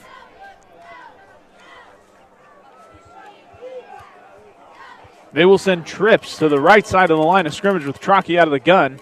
He'll take the snap and roll to his left. He's going to aim towards the sideline. And he'll throw it out of bounds as Hassan Smith was smothering the receiver. Yeah, that time Desert Mountain bring the blitz. Linebacker Christian McComber flying out on the left side as they bring more than Chaparral can handle, and they force them to an opening fourth down punt. Well, just what the doctor ordered, if you're Desert Mountain, you get the ball back and your defense holding strong.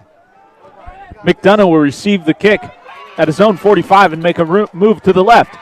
And he'll make another move, dodging a defender, and he gets up past the 35 of Chaparral, and there is a penalty marker on the field. I don't think we've had a clean return yet. This seems like there's always been a flag. There's always something going on. But Ryan McDonough, I mean, he's really come on as a returner. Every time he touches the ball, it's electric. Another case in point there. Using his speed to find the outside, it's been really working for him. Unfortunately, his teammates not being able to supply him the clean blocks. So it'll be right at midfield for the Wolves as their offense comes out to start it themselves here in the second half.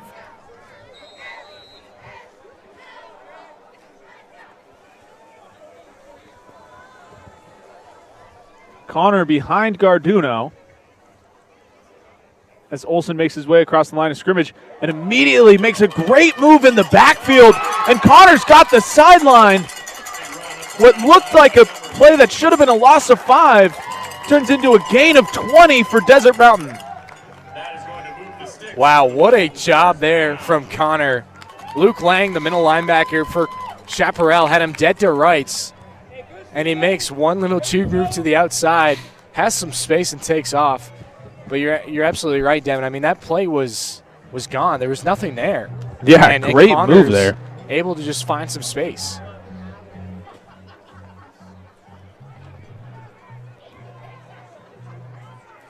Garduno out of the gun. He's going to throw the reverse. That picks up a few. And really, what I think might end up happening is that's where we're going to see some of these big plays develop, right? Is the defenses have been so aggressive that if a guy is able to make a defender miss and break one out like that, that's where you're going to see the big plays, especially you get those over-pursuit angles and defenses flying to the ball. Well, you're able to make a guy miss an open field like that, shows up good things. It's got to be so nice for Coach Hamilton to have Connor and Craddy on his team. Yeah, it's a question of who do you deploy. Yeah, right. They've had a great mix, I will say, though, of the two. As the student section is singing Sweet Caroline here at Desert Mountain High School. And Garduno is going to give to Connor running up the middle.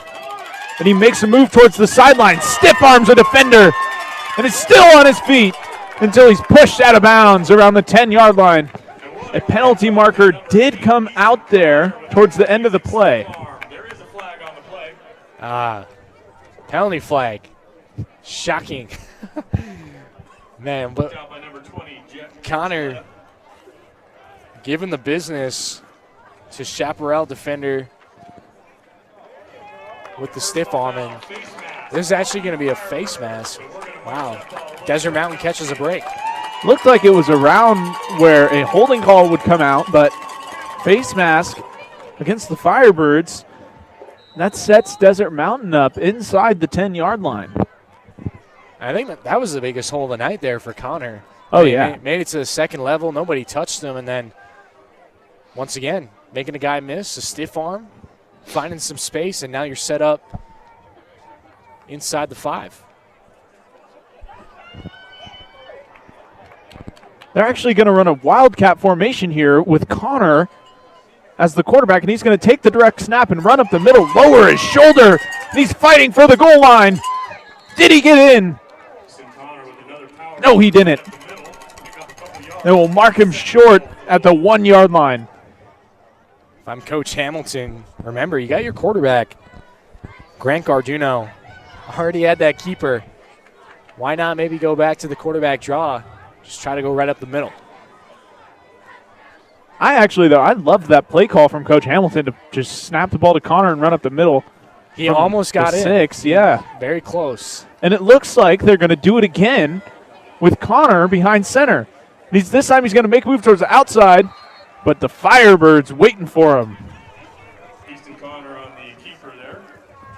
Luca Ugenti made the tackle there. The junior safety. Yeah, touchdown saving tackle, getting Connor right at the line of scrimmage for no gain. Now it brings up 3rd down for the Wolves. We'll see what their plan of attack here. You got to imagine they try to run the football being so close. We might see that quarterback draw. Garduno is alone in the backfield here on the 2-yard line. He's going to look to pass. It's batted up. And I believe the ball is jumping around in the air. Who has it? Picked off by Chaparral. They will take over at their own, within their own 5 with a fresh set of downs. I don't think we saw the ball. It just got lost in the air. It was like hot potato in the end zone almost. I saw it get batted up. I thought somebody had it, and then it was in the air again.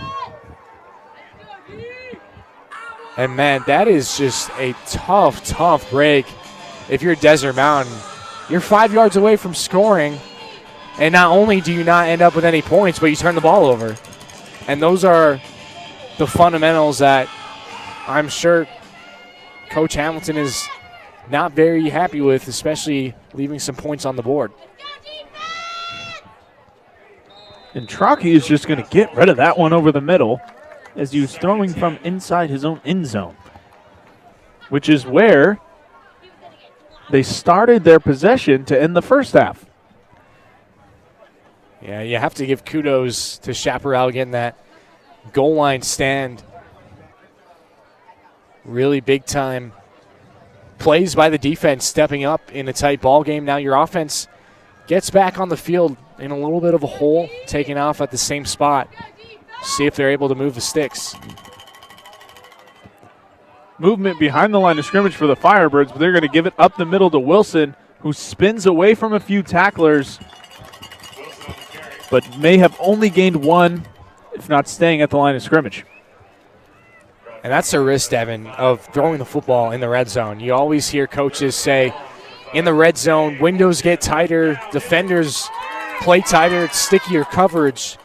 That's always a risk, throwing the football, being that close, especially because they had two good gains on first and second down.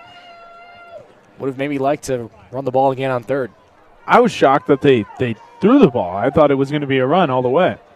4 receivers to the right side of the line of scrimmage for Chaparral, and they're going to let one rip over the middle that goes over everybody's head to bring up a 4th down and 9 for the Firebirds.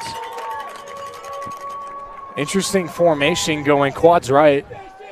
Looked like they might have had a receiver on the close sideline.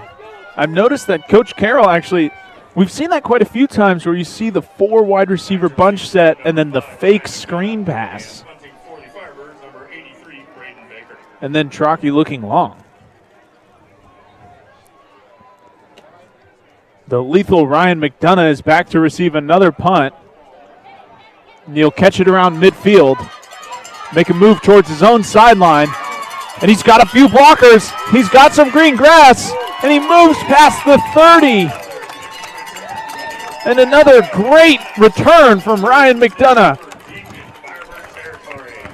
McDonough just making defenders miss. And there's another flag on the field. Oh, boy. Oh, no.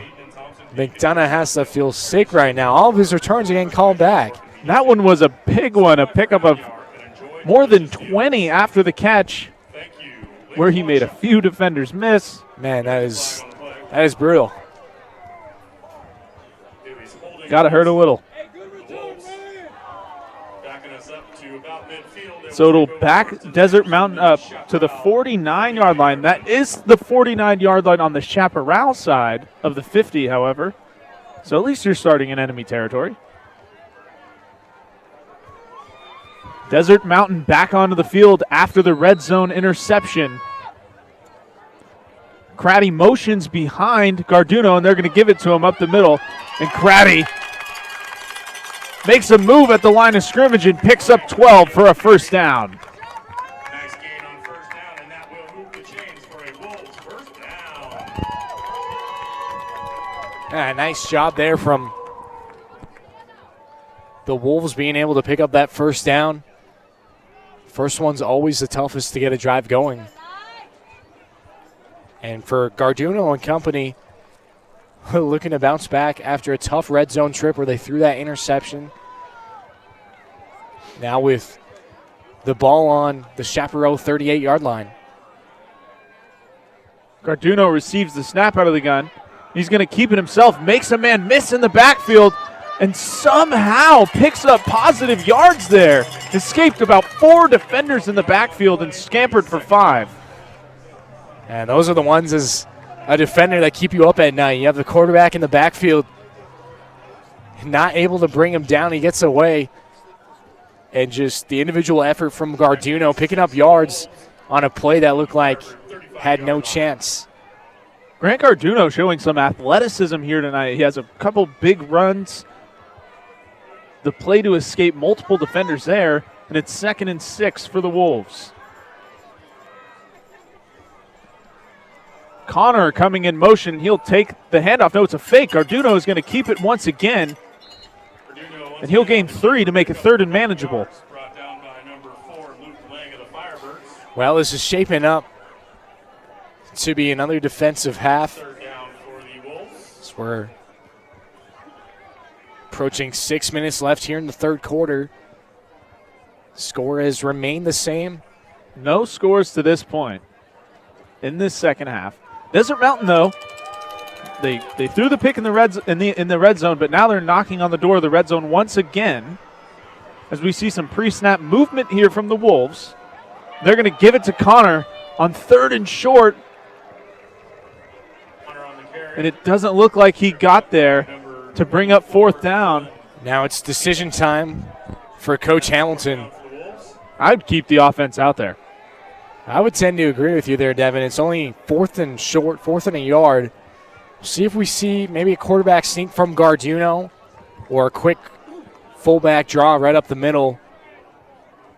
Trying to get a good push from that offensive line.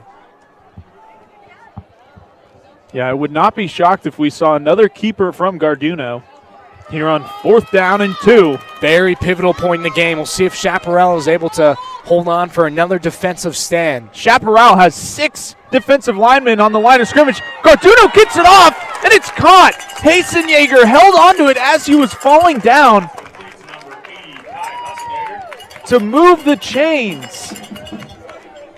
How did Garduno get that one off? I have no idea, but Hasenjager, I mean, what a catch that was. Just turned upfield, made his cut, and the ball was there. Pressure in the face of Garduno. I don't know how he got the ball out. There's a guy basically tackling him while he's trying to get that ball out. He hung in there and took that hit. What an impressive play there from both Garduno and Hasenjager. Dowd comes in motion across the line of scrimmage. Garduno's going to float one towards the sideline, and it's caught by Connor. And he'll stumble out of bounds around the 5-yard line. Well, Easton Connor trying to look for touchdown number 10 on the season. He gets very close with that catch. And the concentration, pulling that one down, it moves Desert Mountain within the 10-yard line. The ball spotted at the 5 of Chaparral. Big-time splash play for the Wolves. 4.5 minutes remaining here in the third quarter. And Desert Mountain looking to get in the end zone, their second try in the red zone this half. They'll give to Craddy, who is met immediately at the line of scrimmage.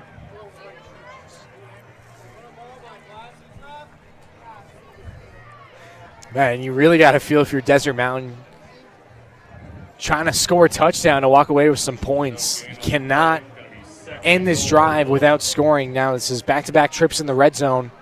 And for Chaparral, at this point, you'll take a field goal, right? You're only down by 4. A field goal still makes it a 7-point game.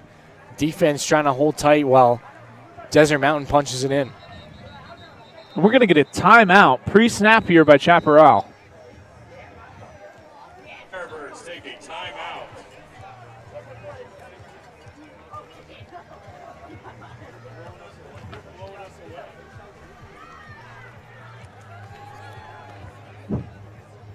So Chaparral, after giving up 42 points last week to Notre Dame Prep, coming here tonight and only allowing 10 to Desert Mountain. Yeah. We only have 3 minutes and 45 seconds-ish left in the third quarter. It's been very impressive, Devin, and you got to give Chaparral some credit. They were coming into this game on the road, playing in a tough environment here at Desert Mountain High School, and they really put on a show. They've got themselves within striking distance of the game, and that's all you can hope for, especially going against a tough opponent in the Wolves. They're putting them in a spot to give themselves a chance to win. Exactly. Chaparral has played just good enough to keep themselves in this game. Can the defense show up once again here in the red zone with the ball on the 5-yard line. And I would imagine that the Wolves stick to the run game here. Just a hunch. Maybe. Garduno is going to fake the toss and throw. End zone, touchdown! Isaiah Justice hauls it in to make it 16-6. Has a great play concept there from Desert Mountains. The officials are we going to get that one called back? Are talking to each other. Still awaiting the signal from head referee. Pass interference on the offense. Oh, no. It's getting called back. It was offensive pass interference on Desert Mountain. It wipes out another touchdown. If we remember back, they had a touchdown on special teams that was called back, and now it's one on offense. Second touchdown that has been called back for the Wolves, and this time it makes it a little bit harder. Now it's 2nd and goal from the 20-yard line for Desert Mountain. And I wasn't sure if it was a busting coverage because Justice was wide open. Yeah, he was wide open. I didn't really get to see the play pan out as far as the OPI, but killer penalty. Garduno drops back to throw again, and it's picked off. Miscommunication there between him and Dowd. Right to the defender. And another red zone interception by the Chaparral defense. And a penalty flag came out there.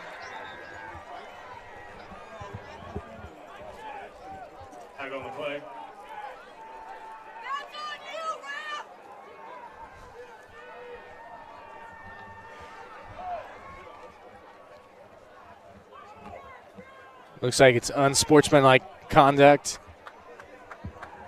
on Chaparral, maybe for after the play. That's exactly what it'll be, as they'll bring it up. So it'll remain Firebird ball after the interception, but now they will be starting the drive at their own 10-yard line.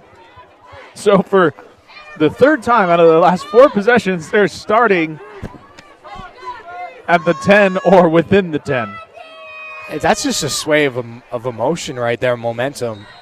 And that's, the great part about sports is you never know what's going to happen. It looked like Desert Mountain was driving again, and then they throw another red zone interception. It's just a really tough break, their offense.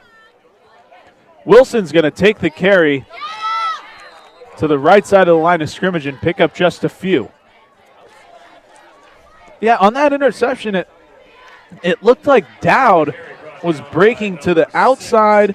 Garduno thought he was going inside, ended up throwing right to the safety. Yeah, that one didn't have a chance, unfortunately. And ball security, that's always a topic of discussion for any team. But we've really seen the Wolves be a little bit careless with the football. They're going to give it to Wilson again, running up the middle. But this time, Desert Mountain defender Brody Morrison waiting for him in the backfield. And right now, those 2 interceptions for Chaparral, they're looming large. They're still in this game, but, man, their defense has been really what's kept them in this game. Chaparral's offense, it has definitely been tough sledding for them.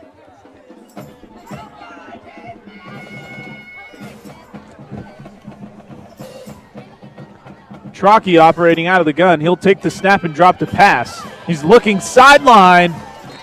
That one's going to be overthrown to bring up 4th down and 9 for the Firebird.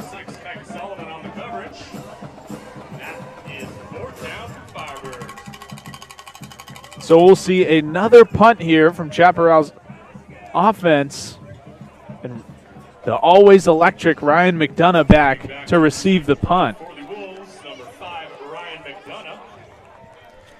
Yeah, the intended target on that pass was Cruz Keith, the guy who scored Chaparral's lone touchdown on that trick play pass from Jace Wilson. McDonough will receive the punt at the 45. Breaks towards the sideline, and he's got some room. Makes a man miss. And he's pushed out of bounds at around the 15-yard line.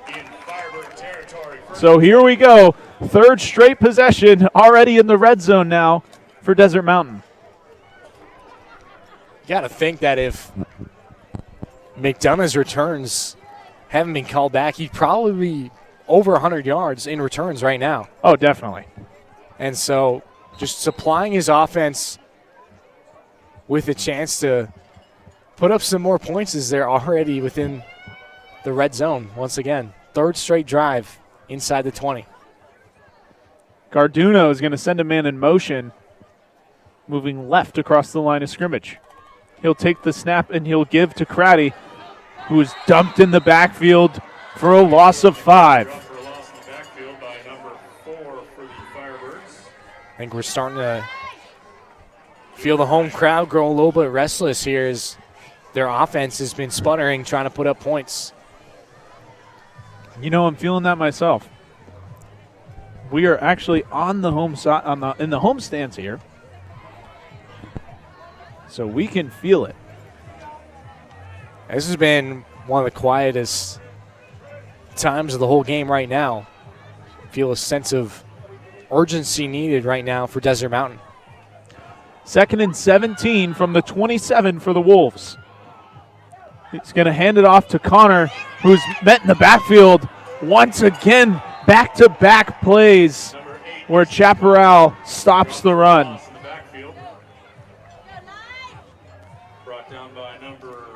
Yeah, that was a heck of a play from Luca Ungenti. Ungenti all over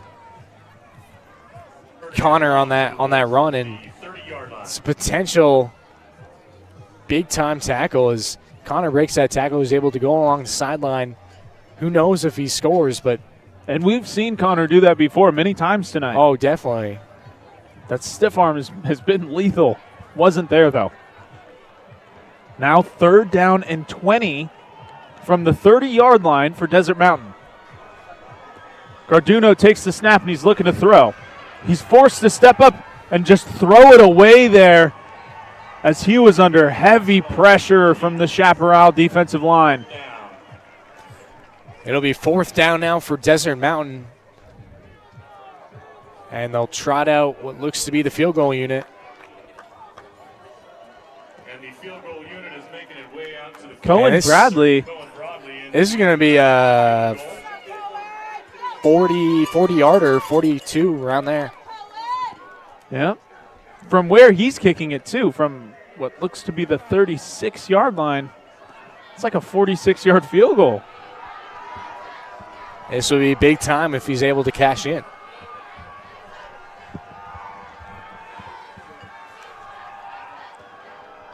The snap and the hold. Bradley gets it off.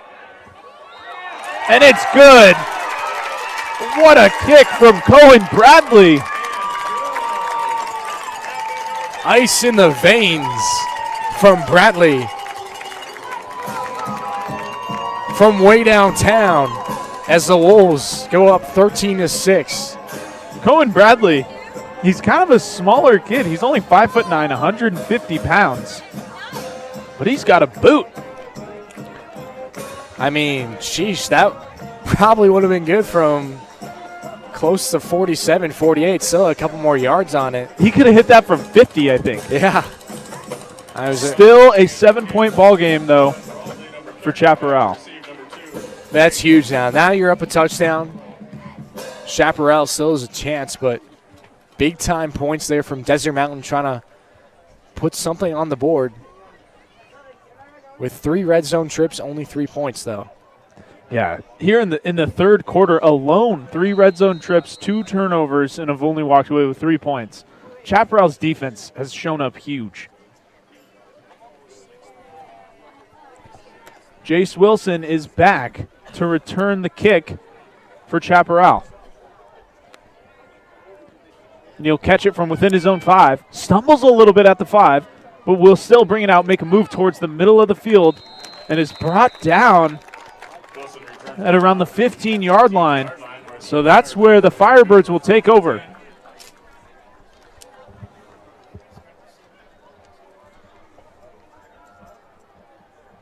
Desert Mountain Wolves football program would like to thank our sideline sponsors. Well, that'll just about do it here for the third quarter here at Desert Mountain High School. 3 seconds left on the play clock. Yeah, we will see Chaparral get a snap off here in the third before we go into the fourth. Some movement in the backfield for the Firebirds. Pre-snap. Handoff to Wilson. And he's dropped down once again in the backfield. And that'll take us to the fourth. It'll be Wolves 13, Firebirds 6. 12 minutes of football left here at Desert Mountain High School. It's been a great game, a defensive game. The Wolves holding the advantage at home. 15-12 to go. Now, entering the fourth quarter here, there's 12 minutes is a lot of football left to be played. Are you hard-pressed to get a score on this drive if you're Chaparral? I'm not. I think because it's been so defensive, even a field goal would do the trick, especially how good Coach Carroll's defense has played in this game. You've got 2 red zone stops, and then you hold Desert Mountain to that field goal. I wouldn't be pressed to score a touchdown. A field goal would do the trick. Then you'd only be down by 4. And you've shown that you can hang with Desert Mountain. So it's really been taking what the defense gives you, and both of these teams have tried to do that throughout the night. It's kind of worked at certain spots. Like you said, there's been sputters of offense, but it's been really a defensive game. So Chaparral is going to start the fourth quarter with the football at the 15-yard line, 2nd and 11.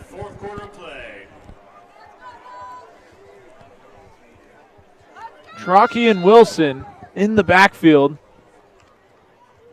And they'll fake the give to Wilson, and throwing up top, and it's bobbled and dropped. Max Mingini was the intended target on the play, and he just couldn't hang on. That looked like one of the more open receivers we've seen all night from the Firebirds offense, but they just couldn't connect there. It was a good pass from Chalky, throwing his man open.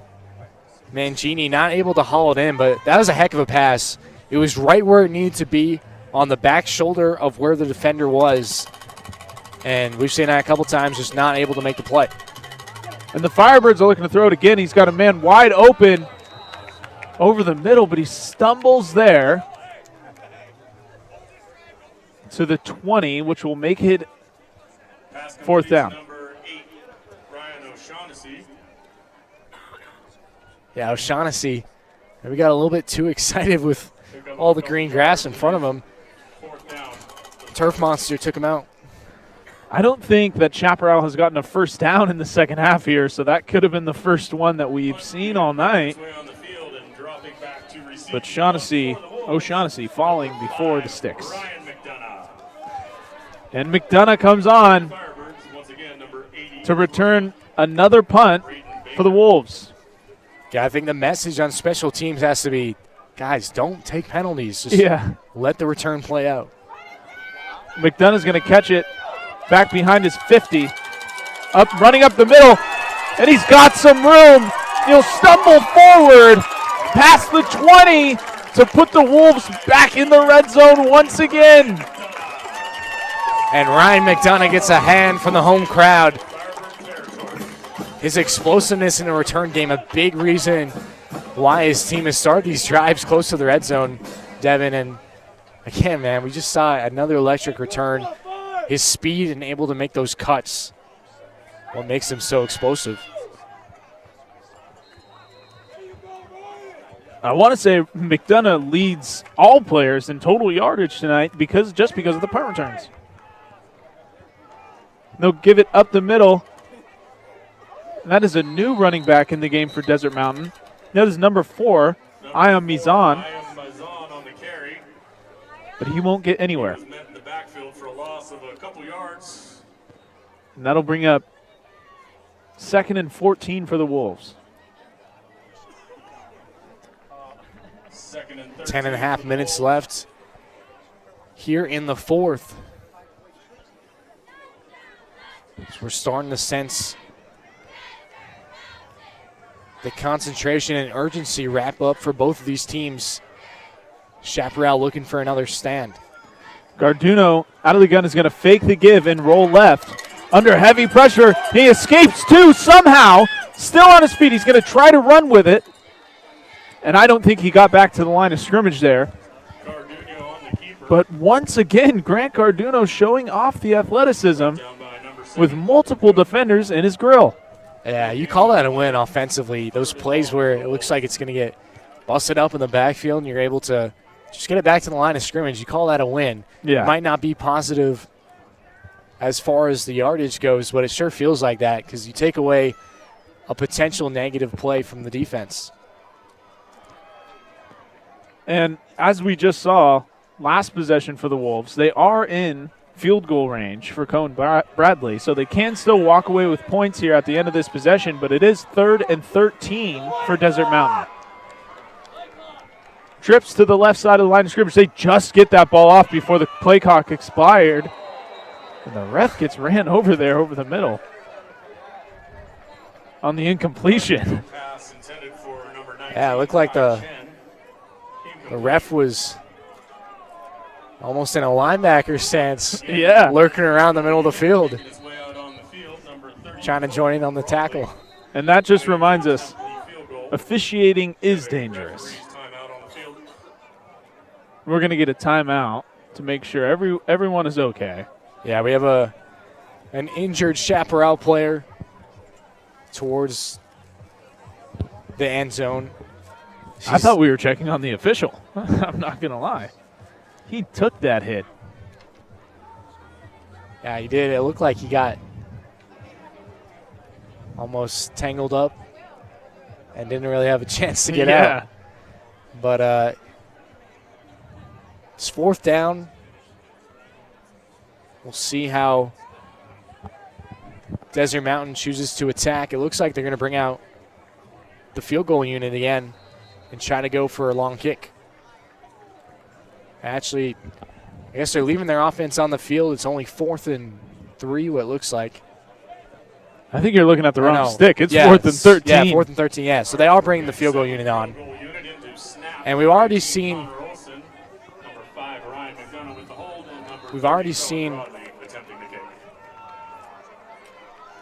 Bradley being able to make these kicks.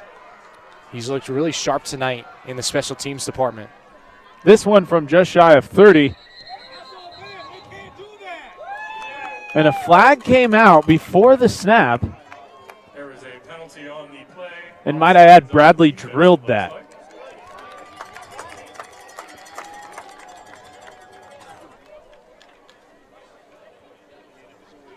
But it is an offsides against Chaparral, so they'll move up the attempt by 5 yards. Well, that's huge. I know that Bradley's got quite the leg, but it always helps when you're able to move it a little bit closer.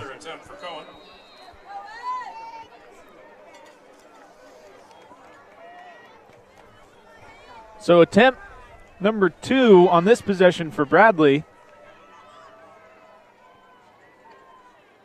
Here's the snap. The kick is up.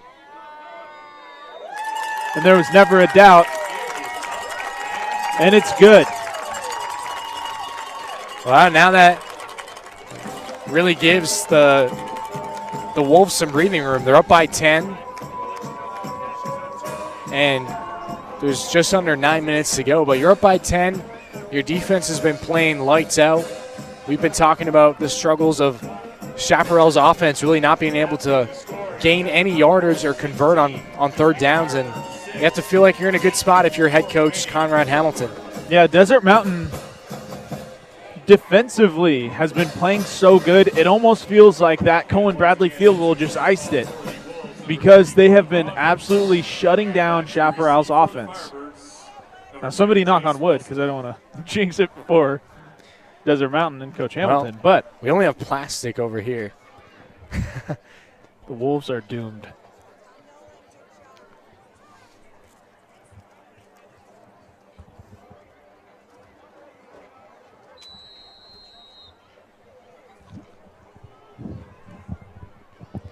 Jace Wilson is back to receive the kick from Bradley.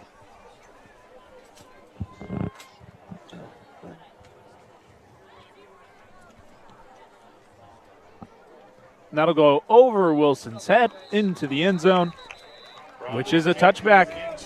Chaparral's offense down by 10 here in the fourth, taking over at their own 20-yard line.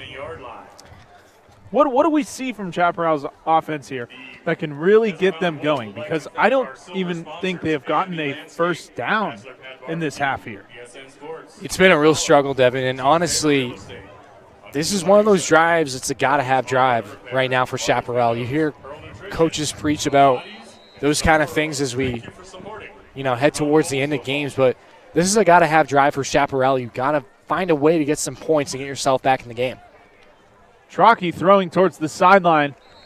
It's going to be hauled in for a gain of 5. That's what they need to do. It's a quick pass over to Keith, gets the ball out of Trockey's hands fast, and really they should have maybe tried to implement that earlier, getting the ball out of his hands quick so that the pressure doesn't get to him. Wilson is to Trockey's right here on 2nd and 5. And he's going to drop back to throw again. Has to scramble around. Evades pressure. Gets it off somehow. And I don't think that got back to the line of scrimmage. That's what I was wondering. It didn't really look like see a flag here. It didn't look like there was any receiver in the area. It looked like it might have been intentional grounding. No flags from the officials. So we'll play on. It's 3rd and 5 for the Firebirds now. But Trockey, living to fight another day, just gets rid of it, avoids a sack, potentially disastrous sack. 3rd and manageable. He'll drop to throw on 3rd down.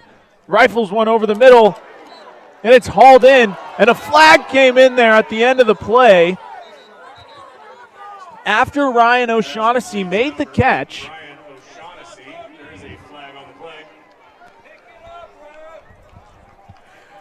fans not amused by these penalties, Devin. Yeah, the Desert Mountain stands are letting the refs hear it after they did not agree with that call. Well, the referees will converge and talk about what the next course of action is. The only thing I can think of is potentially an unnecessary roughness play on the hit, but it didn't look like it fit the criteria for that. It looked like a pretty clean play. We'll see how the officials go about spotting the football. So they're still deliberating. If the flag stands, I think these stands over here are going to have some choice words.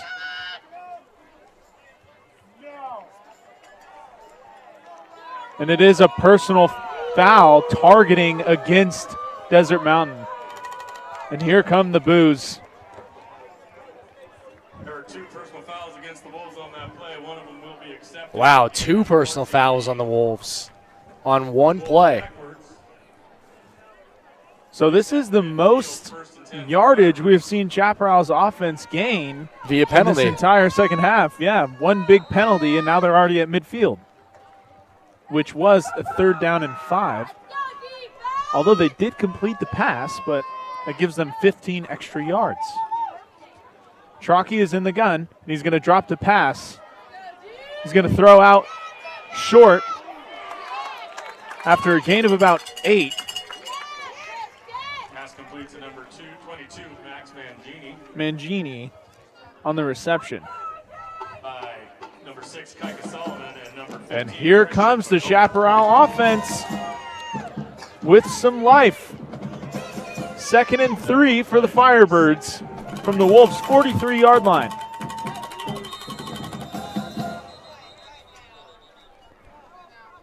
And we're going to get a timeout before the snap, Desert Mountain.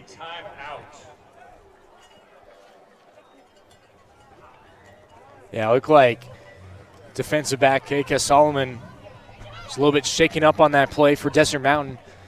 He'll head over to the sideline. I think that's why they took a timeout, is they didn't have the right personnel on the field.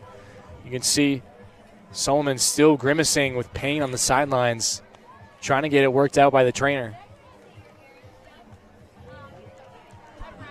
We'll see if he's all right to go back into the game for Desert Mountain. But really, Devin, I mean, you got just under 8 minutes left. Chaparral still in control of, potentially getting a touchdown and getting back in the game. And really, I think you need to take it slow. You can't really look at the clock as a factor. There definitely needs to be a sense of urgency, but taking what the defense gives you and not throwing the ball away. Yeah, exactly. Chaparral has done some damage on this drive through Trocky's arm.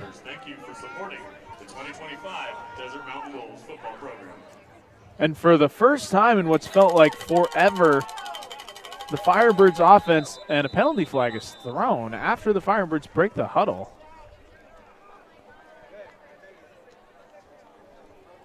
And that appeared to be an illegal substitution against Chaparral, so it will get moved back 5. Yeah, I think they had too many men on the field, actually. It's going to back them up 5 yards and make it 2nd and long. 2nd and 8 now for Chaparral after the penalty. Trips to the right side of the line of scrimmage, and Trocky's going to throw it again. And a pass attempt there to Jace Wilson, but it didn't even make it to his feet. So that'll be 3rd and 8 for Chaparral. 3rd and 8, and you can expect that Coach Carroll might be in go-for territory depending on how this 3rd down play results. Even if they're able to get, say, 5 to 6 yards, make it 4th and short, 4th and 2, 4th and 3, possibly trying to go for it if you're Chaparral, because we talked about possessions, probably only going to have 2 or 3 more possessions in the game, needing to cash in. Trocky's going to throw over the middle, and it's incomplete. And I'm going to say I think this is 4-down territory for Chaparral. So we'll see if the offense stays on the field here on 4th. I think you're right. They are going to stay. Desert Mountain's run game is just so effective. They can move that clock easily. And this could very well be one of your last maybe 2 possessions in the ballgame. Agreed. And Trocky had his receiver open on that play. Overthrew him. It was high. But he did have a man open. We'll see if they go back to a similar concept here on 4th down. And yeah, Chaparral does have some great momentum right now. They have moved the ball effectively on this possession. Trocky is going to drop back to throw. A couple defenders in his face. He floats it for O'Shaughnessy, and it is incomplete. So Desert Mountain will take the football over.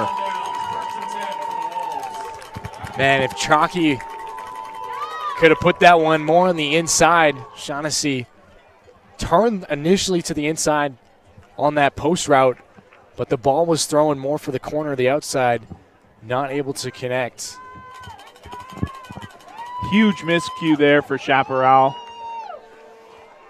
So we'll see what Desert Mountain comes out with. I expect a lot of Connor and a lot of Craddy here in the 4th to just move that clock down as much as possible.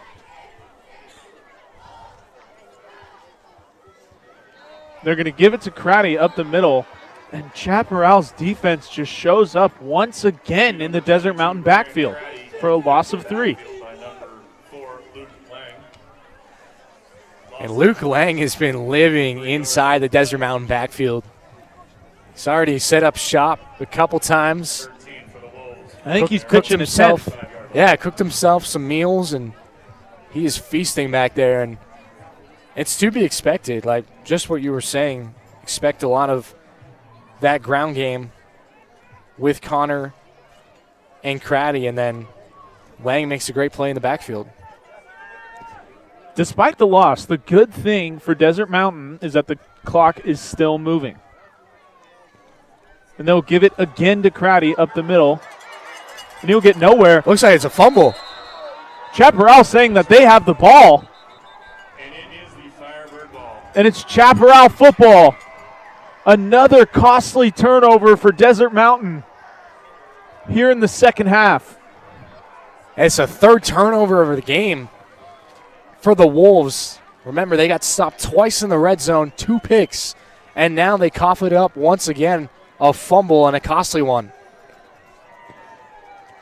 Can Chaparral's offense now show up? They've caused 3 turnovers here in the second half and have walked away with no points from the first two.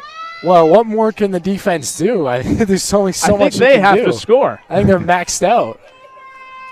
The offense certainly has been struggling to help them out, but got to give kudos to Chaparral's defense. Man, have they come to play. Trocky's going to fake the give and throw. He's looking over the middle, and that pass is hauled in, but a penalty marker was thrown there at the end of the play. Number 8, Ryan O'Shaughnessy. There are flags on the play.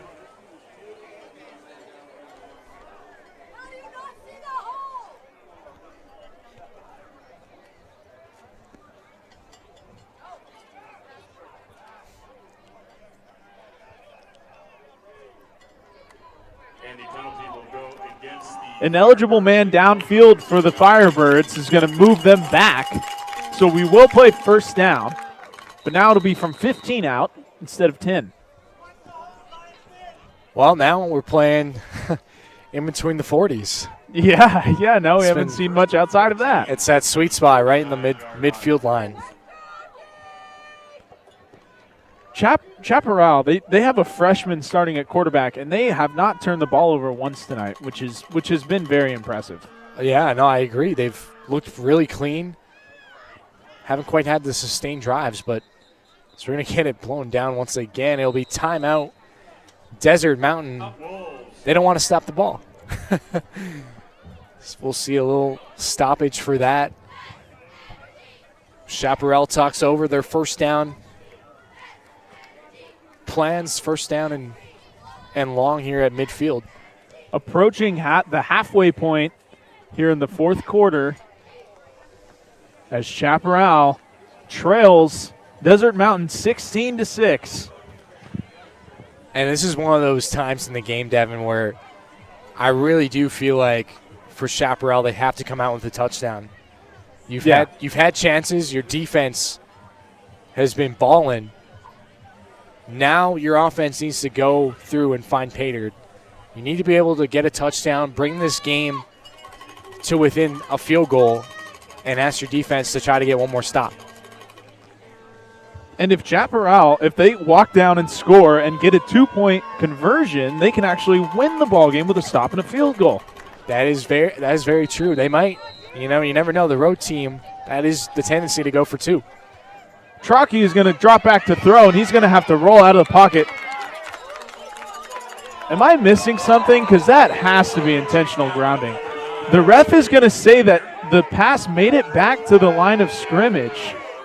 And Conrad Hamilton is very clearly upset, the Desert Mountain head coach. Yeah, it's actually going to be what looks to be a roughing the passer penalty as the defender looked to land on the quarterback, Chalky, with all of his weight. I think that's what they're talking about, is roughing the passer. It definitely looked like it was a bang-bang play, pretty tight. Probably could have held up, though. It is roughing the passer. Roughing the passer against the defense.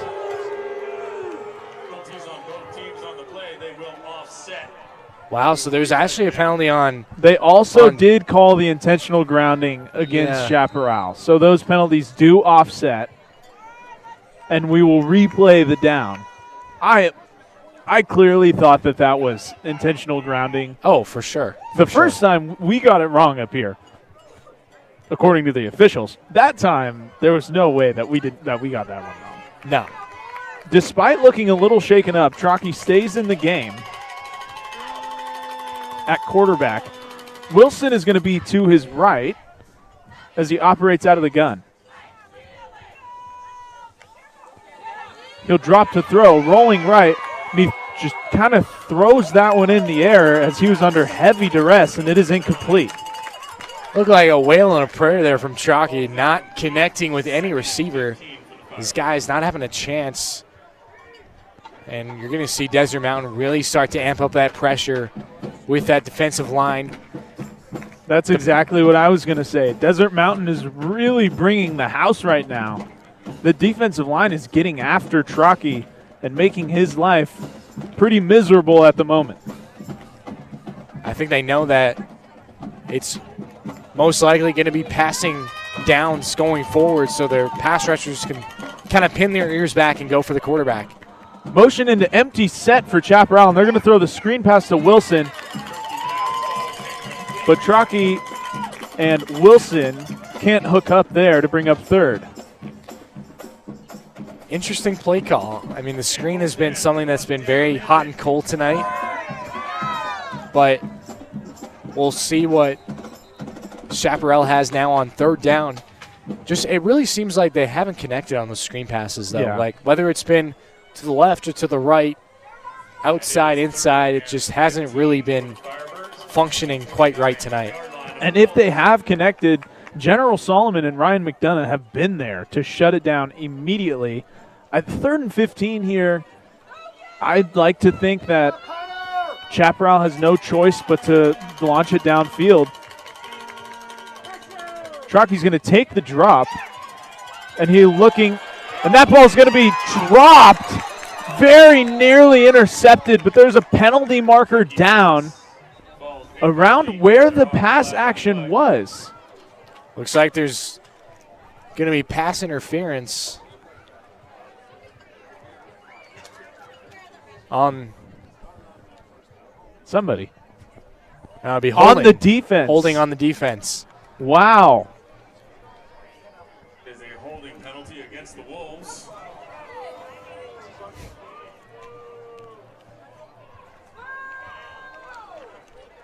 And the Desert Mountain fans not happy with that one. So that's going to make it 3rd and 5. We will redo the down after the 10-yard penalty. Makes it much easier here for Chaparral. This has been quite the sequence. Trocchi's going to drop back to pass. He'll throw it short. And he won't make it quite to the sticks after the quick throw. So it'll be 4th and 4. I believe he might have gained a yard. Well, getting the sense that this could be game if they don't get this. You give the ball back right to Desert Mountain. All they have to do is drain out the clock. It's a 2-possession game. Really a big-time play.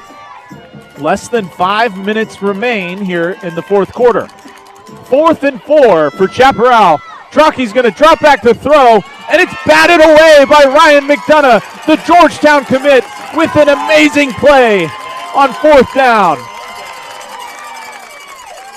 That's such a great job from McDonough, tracking his man across the field, getting the knockdown, and not allowing Chaparral to pick up that first down. What a play by the Desert Mountain Wolves senior team captain, Ryan McDonough.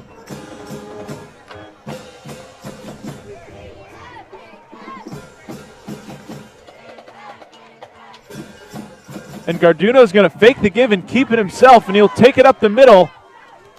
And he'll move the chains. Garduno with a physical run all the way up to the 44-yard line.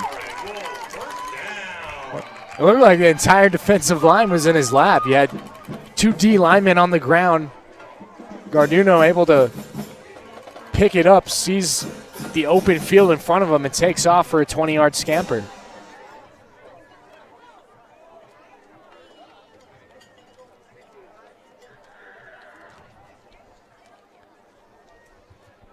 And now it's really hard. You have your defense in Chaparral that's played so well tonight. They've been on the field a long time. They're tired, fatigued, and you're asking them to get yet another stop and a potential turnover. And the clock remains to move here as Desert Mountain tosses to Connor running left. And he was dropped down around the 50-yard line. Easton Connor on the carry. Dropped for a loss, about 5 yards.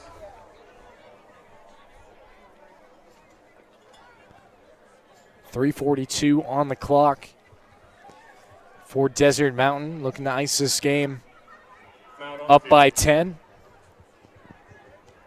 There is a timeout on the field.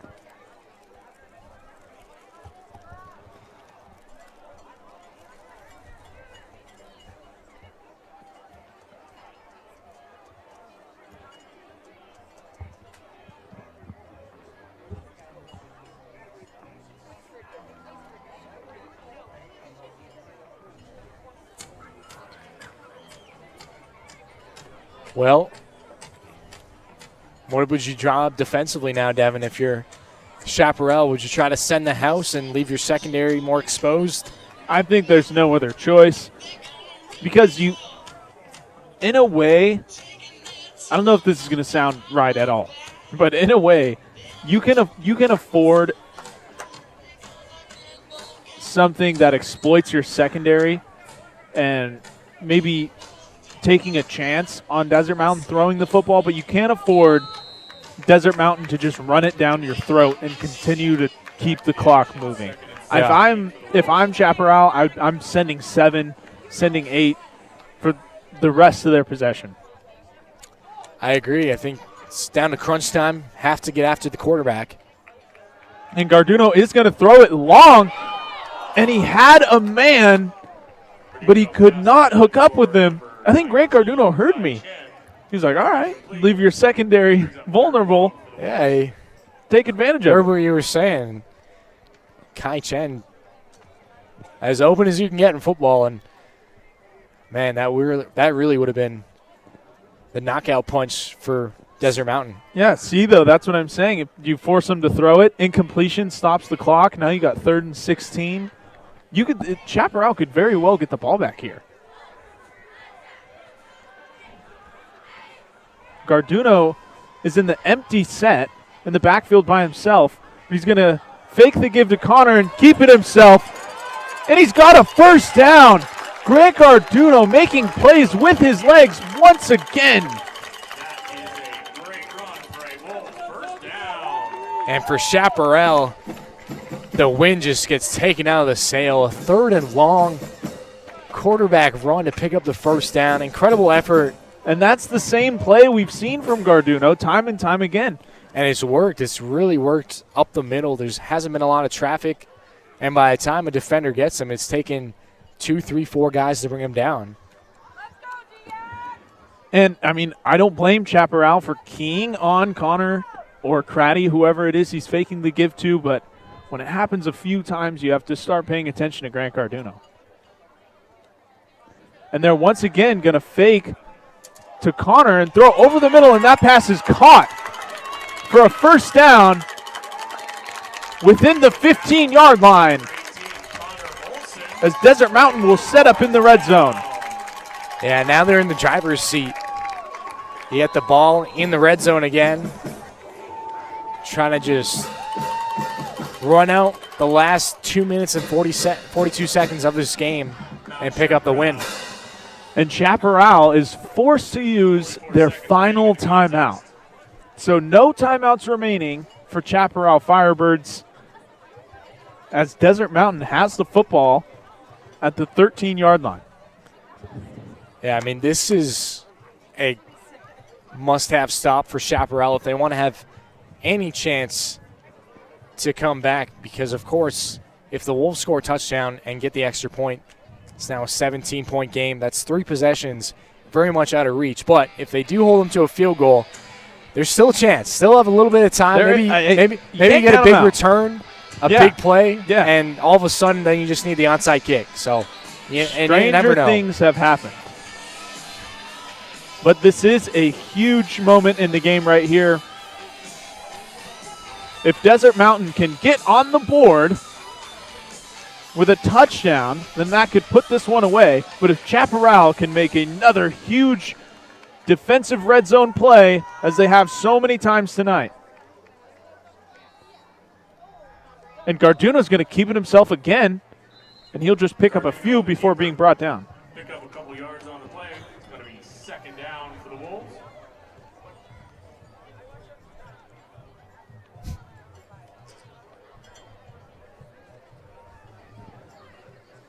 Second and 8 now for Desert Mountain as they're knocking on the door of the end zone.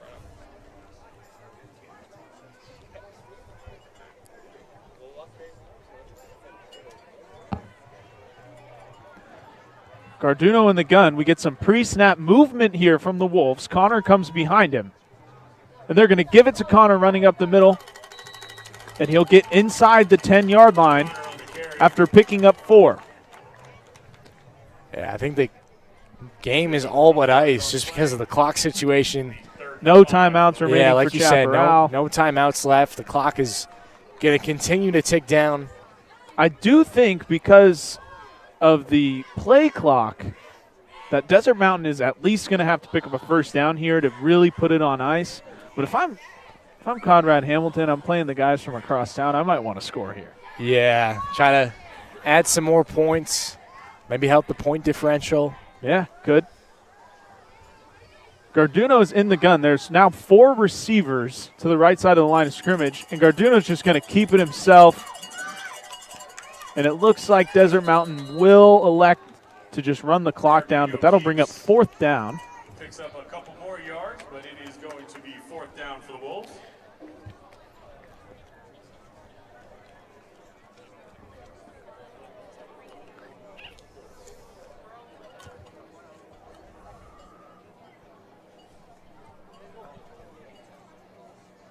Yeah.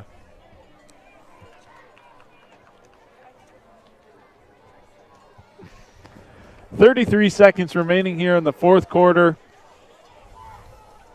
There is a 14-second differential in the game clock, so Desert Mountain will have to run a play here. And if they don't pick up the first down, Chaparral gets the ball back. Garduno is going to throw. He's going to step up in the pocket, avoid a sack, but he will ultimately go down around the 10-yard line. And Chaparral's offense is going to come on the field, but there's just 10 seconds remaining here. So who knows what we'll see. Maybe a knee, maybe they might run one play. But yeah, unfortunately for Chaparral, I think you're out of time just because the amount of time it takes to get down the field would only be enough for the one play for the touchdown. So it's going to be Desert Mountain that picks up the win, and a big-time win for them. Coach Hamilton will probably tell you it wasn't the cleanest game, especially offensively with those 3 turnovers, but that's what good teams do, right? They find ways to win in sometimes games that they don't play as well, and it's the good teams that find a way to win. And, you know, you got to give credit to Chaparral. They're 28th in the 5A coming in. They put up a fight. Their defense really a factor, making life hard for Desert Mountain. Yeah, to come on the road, to play a top 5 team in the state in the 5A division and play as hard as they did, yeah, got to give them their flowers. Number 13 on the keeper, steps out of bounds.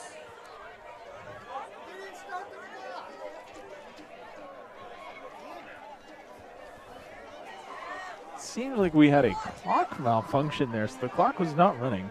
There's actually 7 seconds remaining left. And you're going to have to run one more play. Yeah. Chaparral appears like they're going to try to air it out. At least last play they did. Trauke was forced to run.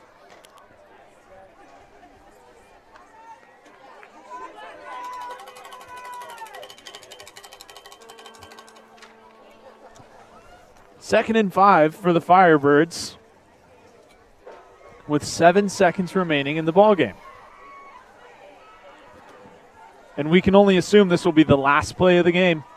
They're going to throw it out to Jace Wilson, and he's going to scamper for a few as the time expires. Desert Mountain comes out on top, 16-6 here at Desert Mountain High School in a tough defensive battle. Chaparral's offense just couldn't get over the top, and that was the difference. Yeah, it was a very well-played game on both sides. You have to be proud if you're Chaparral coming into a hostile environment, only losing by 10, especially to a Desert Mountain team, like we said, nearing 40 points a game. So really good effort from both these ball clubs. And Devin, it was great calling this game with you, and thanks again to all our crew for helping us out. As we wish everyone a good rest of the night, thank you for tuning in to the Varsity.